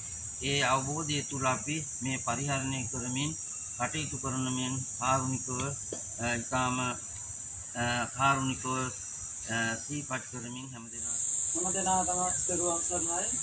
පොඩි හාමුදුරුවනේ ළමයිනේ මේ තිබෙන්නේ පාත්‍රයේ තෝට අතපෙරිකරේ එක්පෙරිකරක් තමයි අත පාත්‍රයේ. එතකොට මේ පාත්‍රයේ හාමුදුරන් වහන්සේලාට දානි වැළඳීම සඳහා තමයි නියමිතව තිබෙන්නේ. ඒකට ඒ දානි වැළඳීම සඳහා මේ පාත්‍රයේ සුදුසු ආකාරයට සකස් කර ගන්නට ඕන. පාත්‍රය ඉස්සලා කළු කර ගන්නට ඕන. ඒකට ඒ වළඳින්නට සුදුසු ආකාරයට මේ පාත්‍රය සකස් කිරීම තමයි මෙතනදී අපි පළමුවෙන්ම කරන්නේ. ඒකට ඒ සඳහා අපිට අවශ්‍ය කරනවා මේ වාගේ මුට්ටියක් අවශ්‍ය කරනවා.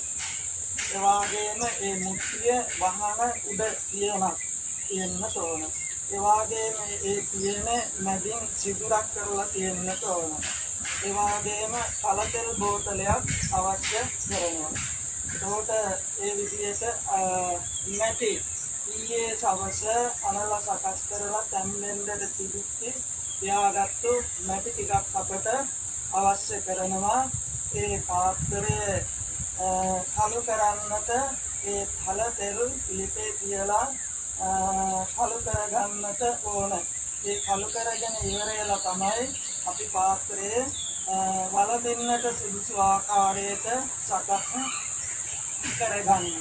දැන් අපි බලමු ඒ කල තෙල් ටික පාත්‍රයේ වළඳින්නට පුළුවන් ආකාරයට සුදුසු ආකාරයට ඒ කල තෙල් ටික කොහොමද සකස් කරගන්නේ කළු කරගන්නේ කියලා.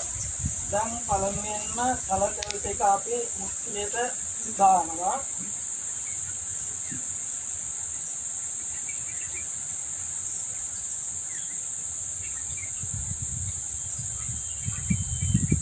මුට්ටියට දාලා ඉවර වෙලා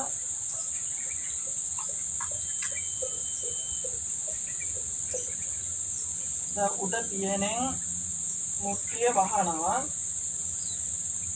වහලා ඉවර වෙලා අපි ඊයේ සකස් කරලා ඒ තැම්බෙන්නට තියාගත්තු මැටි ටික ඒ මූඩිය වටේට මැටි ගානව වාෂ්ප පිට වෙන්නේ නැති වෙන විදිහට මේ විදිහට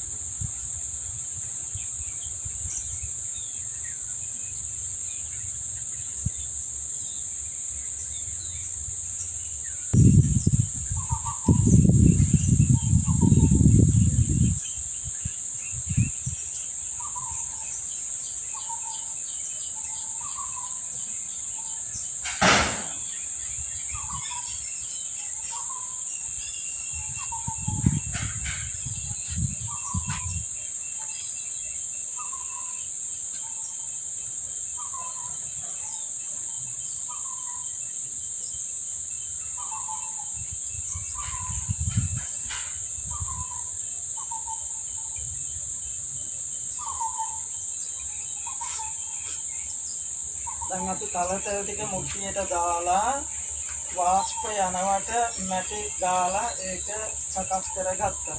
ඊට පස්සේ දැන් අපි මේක ලිපේ මඩගින්නේ පැය 5ක් විතර එක දිගට මේක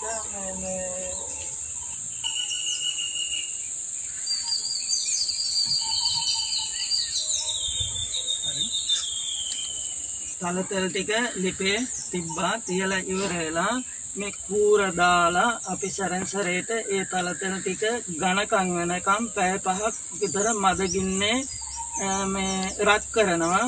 හරියට අර මාමයිත් එකක ප්‍රමාණය වෙන විදිහට ඒක අපි සැරෙන්සරේට මේ විදිහට බලන්නට ඕන. කළු වෙන්න. කළු වුණාට පස්සේ අපි ඒක ඊට පස්සේ තමයි පාත්‍ර කළු කරන්න ඒ තෙල පාවිච්චි කරන්නේ. ඒ කළු කරන්නට කලින් අපි මේ විදිහට ගිනි මැලයක් සකස් කරලා මේ පාත්‍රයේ ඒ ගිනි මැලයට දාලා උච්චලා ගන්නට ඕන. ඒ මොකද මේක තියෙන මලකඩ එහෙම සුද්ධ කර ගැනීම සඳහා කලින් පාත්‍රයේ මේ විදිහට ගිනි ගොඩක දාලා පුච්චගෙන ඊට පස්සේ තමයි මලකඩ කරලා පාත්‍රයේ පිරිසිදු කරගන්නේ.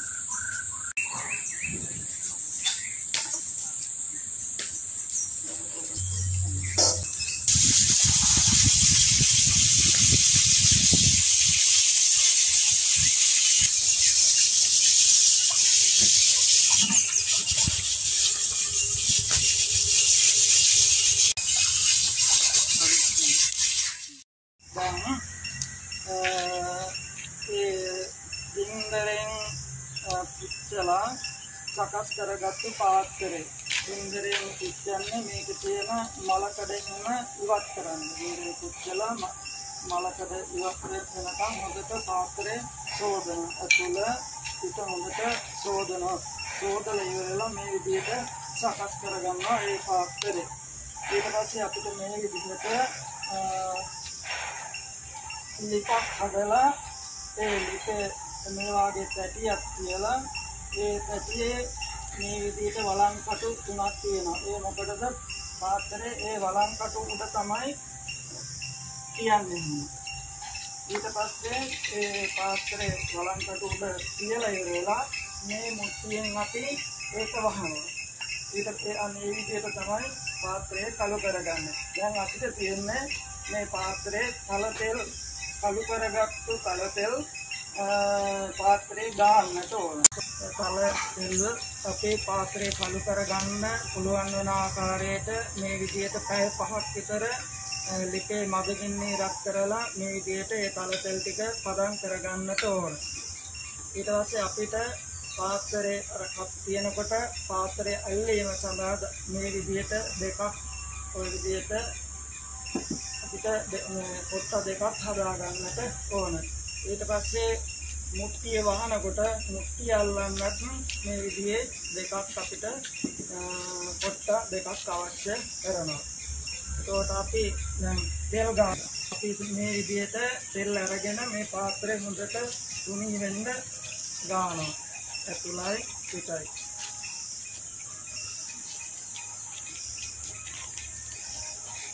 හොඳට වැඩිපුර ගන්නත් හොඳ නැහැ.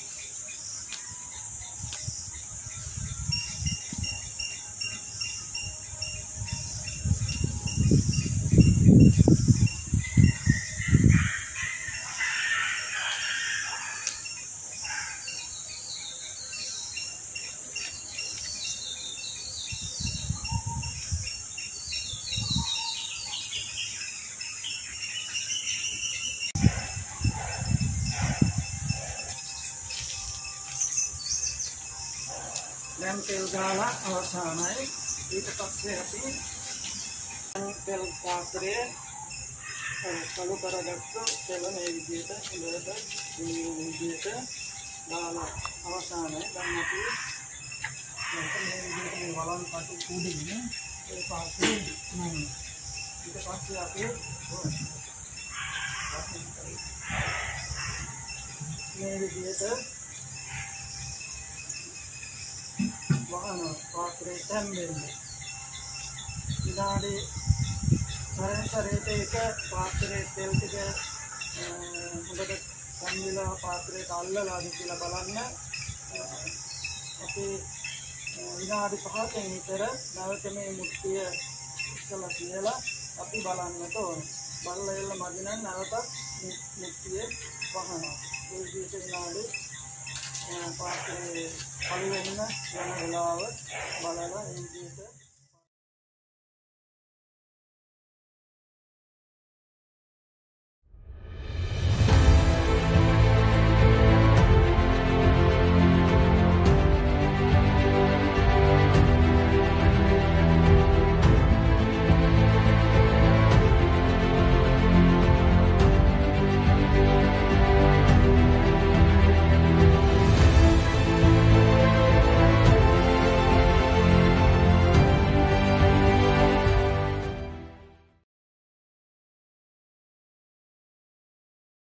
ශ්‍රී ලංකාවේ ඉතිහාසය ප්‍රධාන අවධි තුනකි.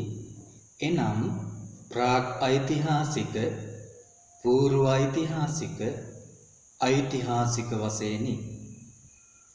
මෙහිදී අනුරාධපුර යුගයේ සිට යටත් විජිතවාදී අවධිය දක්වා යුග ගැනෙනුයේ ඓතිහාසික අවධියටයි.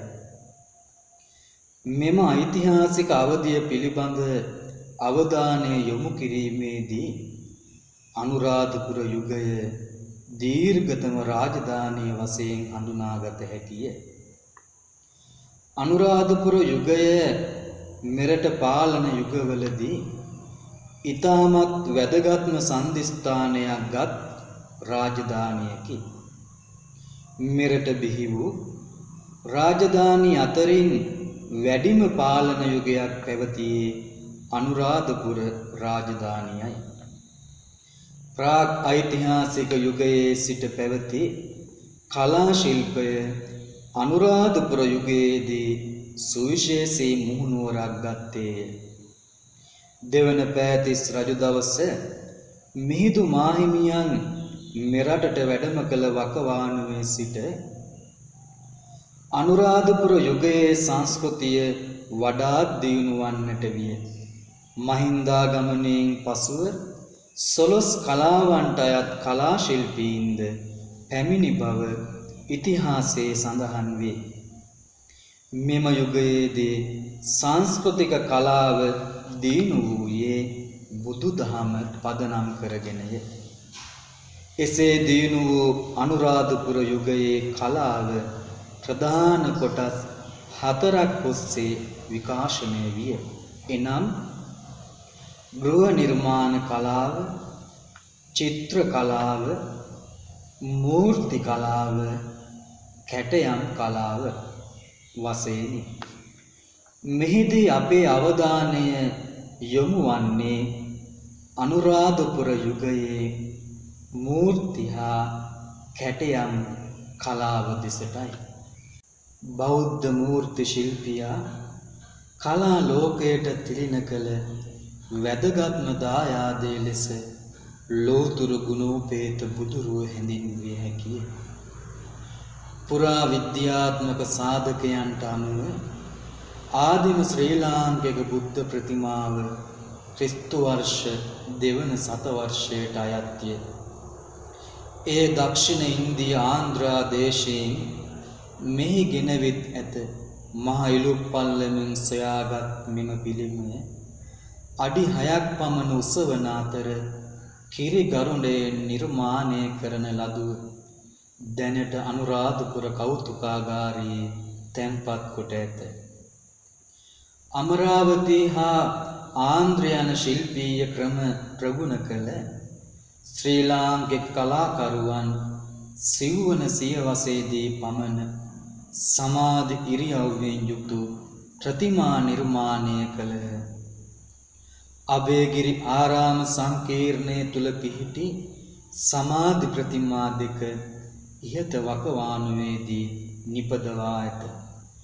දකුණු උරහිස නිරාවරණය වූ ලක්ෂණය ශ්‍රී ලංකාවේ බුදු පිළිමයට ආවේනික ලක්ෂණයකි. මුහුණේ වූ සාන්ත භාවය මෙම ප්‍රතිමාවල කැපී පෙනෙන ලක්ෂණයකි. මහා මෙවුනා උයනේ ඇති මෙම සමාධි පිළිමය තුලින් පිළිඹුවන සජීවී භාවය නිසා එය ලොව වඩා ප්‍රසිද්ධියටපත් නිර්මාණයක්සේ සැලකේ. බුදුන් වහන්සේගේ මහා කරුණා ගුණය මෙයින් විදහා දැක්වේ. හිඳි පිළිමයක් වන මෙහි වම් පාදයට උඩින් දකුණු පාදය තබාගෙන සිටින ආකාරය වීරාසන මුද්‍රාව ලෙසත් වම් අත මත දකුණු අත තබා සිටින ආකාරය සමාධි මුද්‍රාව ලෙසත් හඳුන්වනු ලබයි. බුදුරජාණන් වහන්සේගේ මහා පුරුෂ ලක්ෂණ මෙම පිළිමය තුල නිර්මාණය කර ඇත. කලාවැවට මුහුණලා පద్මාසනයක් මත නෙලා තිබේ. අඩි 37ක් අඟල් 26ක් කුස අවුගන පිළිමය දකුණු අතේ අත්ල පිළිමයේ වම් පසට හරවා සිටින අයුරින් නිර්මාණය කර ඇත.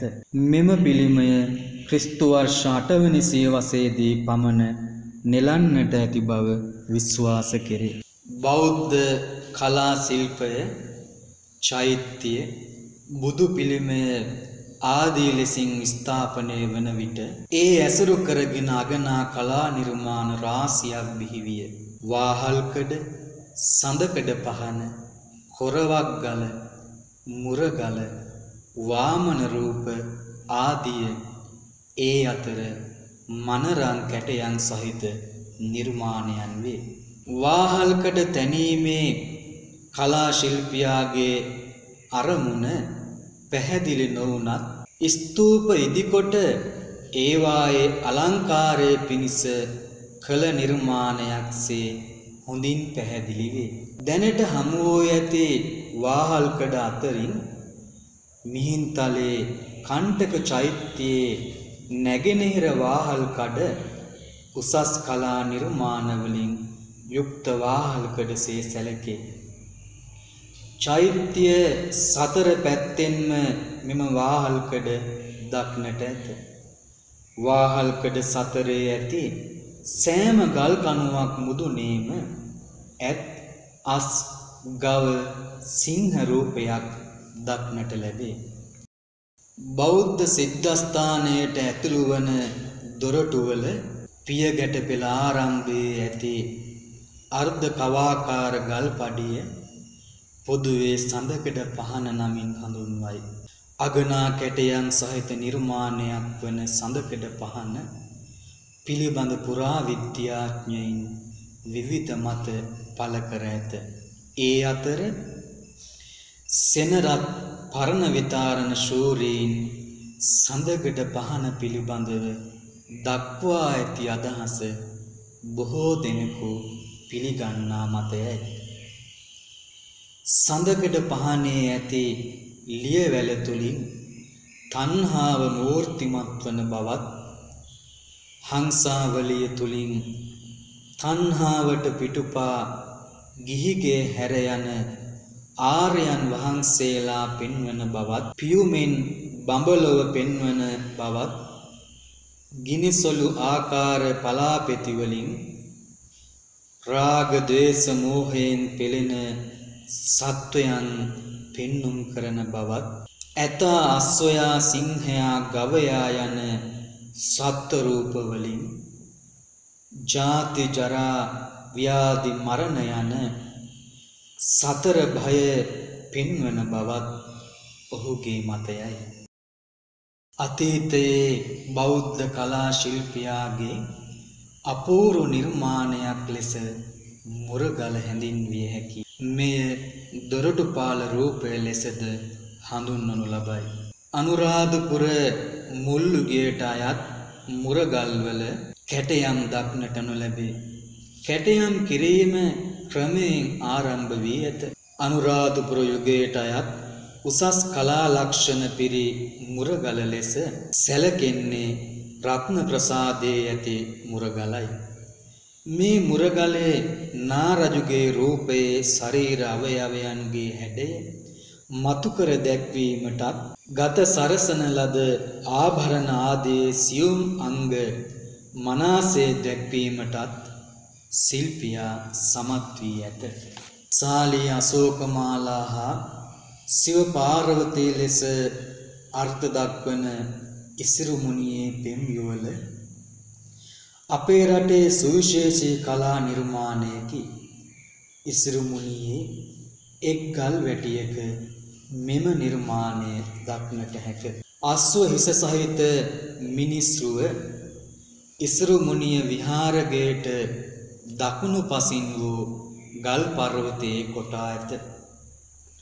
අස්ව හිසක් සහිත මිනිස් රූපය පිළිබඳ විවිධ මත පවතින අතර සෙනරත් පරණ විතාරණ සූරීන්ගේ මතය වනුයේ මිනිස් රූපයෙන් වලාකුළු අස්ව රූපයෙන් විදුලියත් නියෝජනය වන බවයි. දැනට ඉසුරුමුණියේ කෞතුකාගාරයේ තබා ඇති මෙම ගල්පූරුවේ මැද උදාර පෙනුමින් යුතු තේජවන්ත පුරුෂයෙකු සිටි. ඔහු පිරිවරා තව 4 දෙනෙකු සිටි. දුටු ගැමුණු රජුගේ පුත් සාලිය කුමරු අශෝක මාලා හමුවීමට ගිය සිදුවීම මේ නිරූපණය වන බව පරණ විතාරණ ශූරීන්ගේ මතයයි. කුට්ටම් පොකුණ ලෙස හැඳින්වෙන්නේ පොකුණු දෙකක එකතුවකි. ලොකු පොකුණ අඩි 132ක් දිග වන අතර අඩි 51ක් පළලය. මෙම පොකුණු දෙක මහා විහාරීය භික්ෂූන් වහන්සේලාගේ ප්‍රයෝජනය පිණිස තනවන ලද බව ප්‍රසිද්ධය.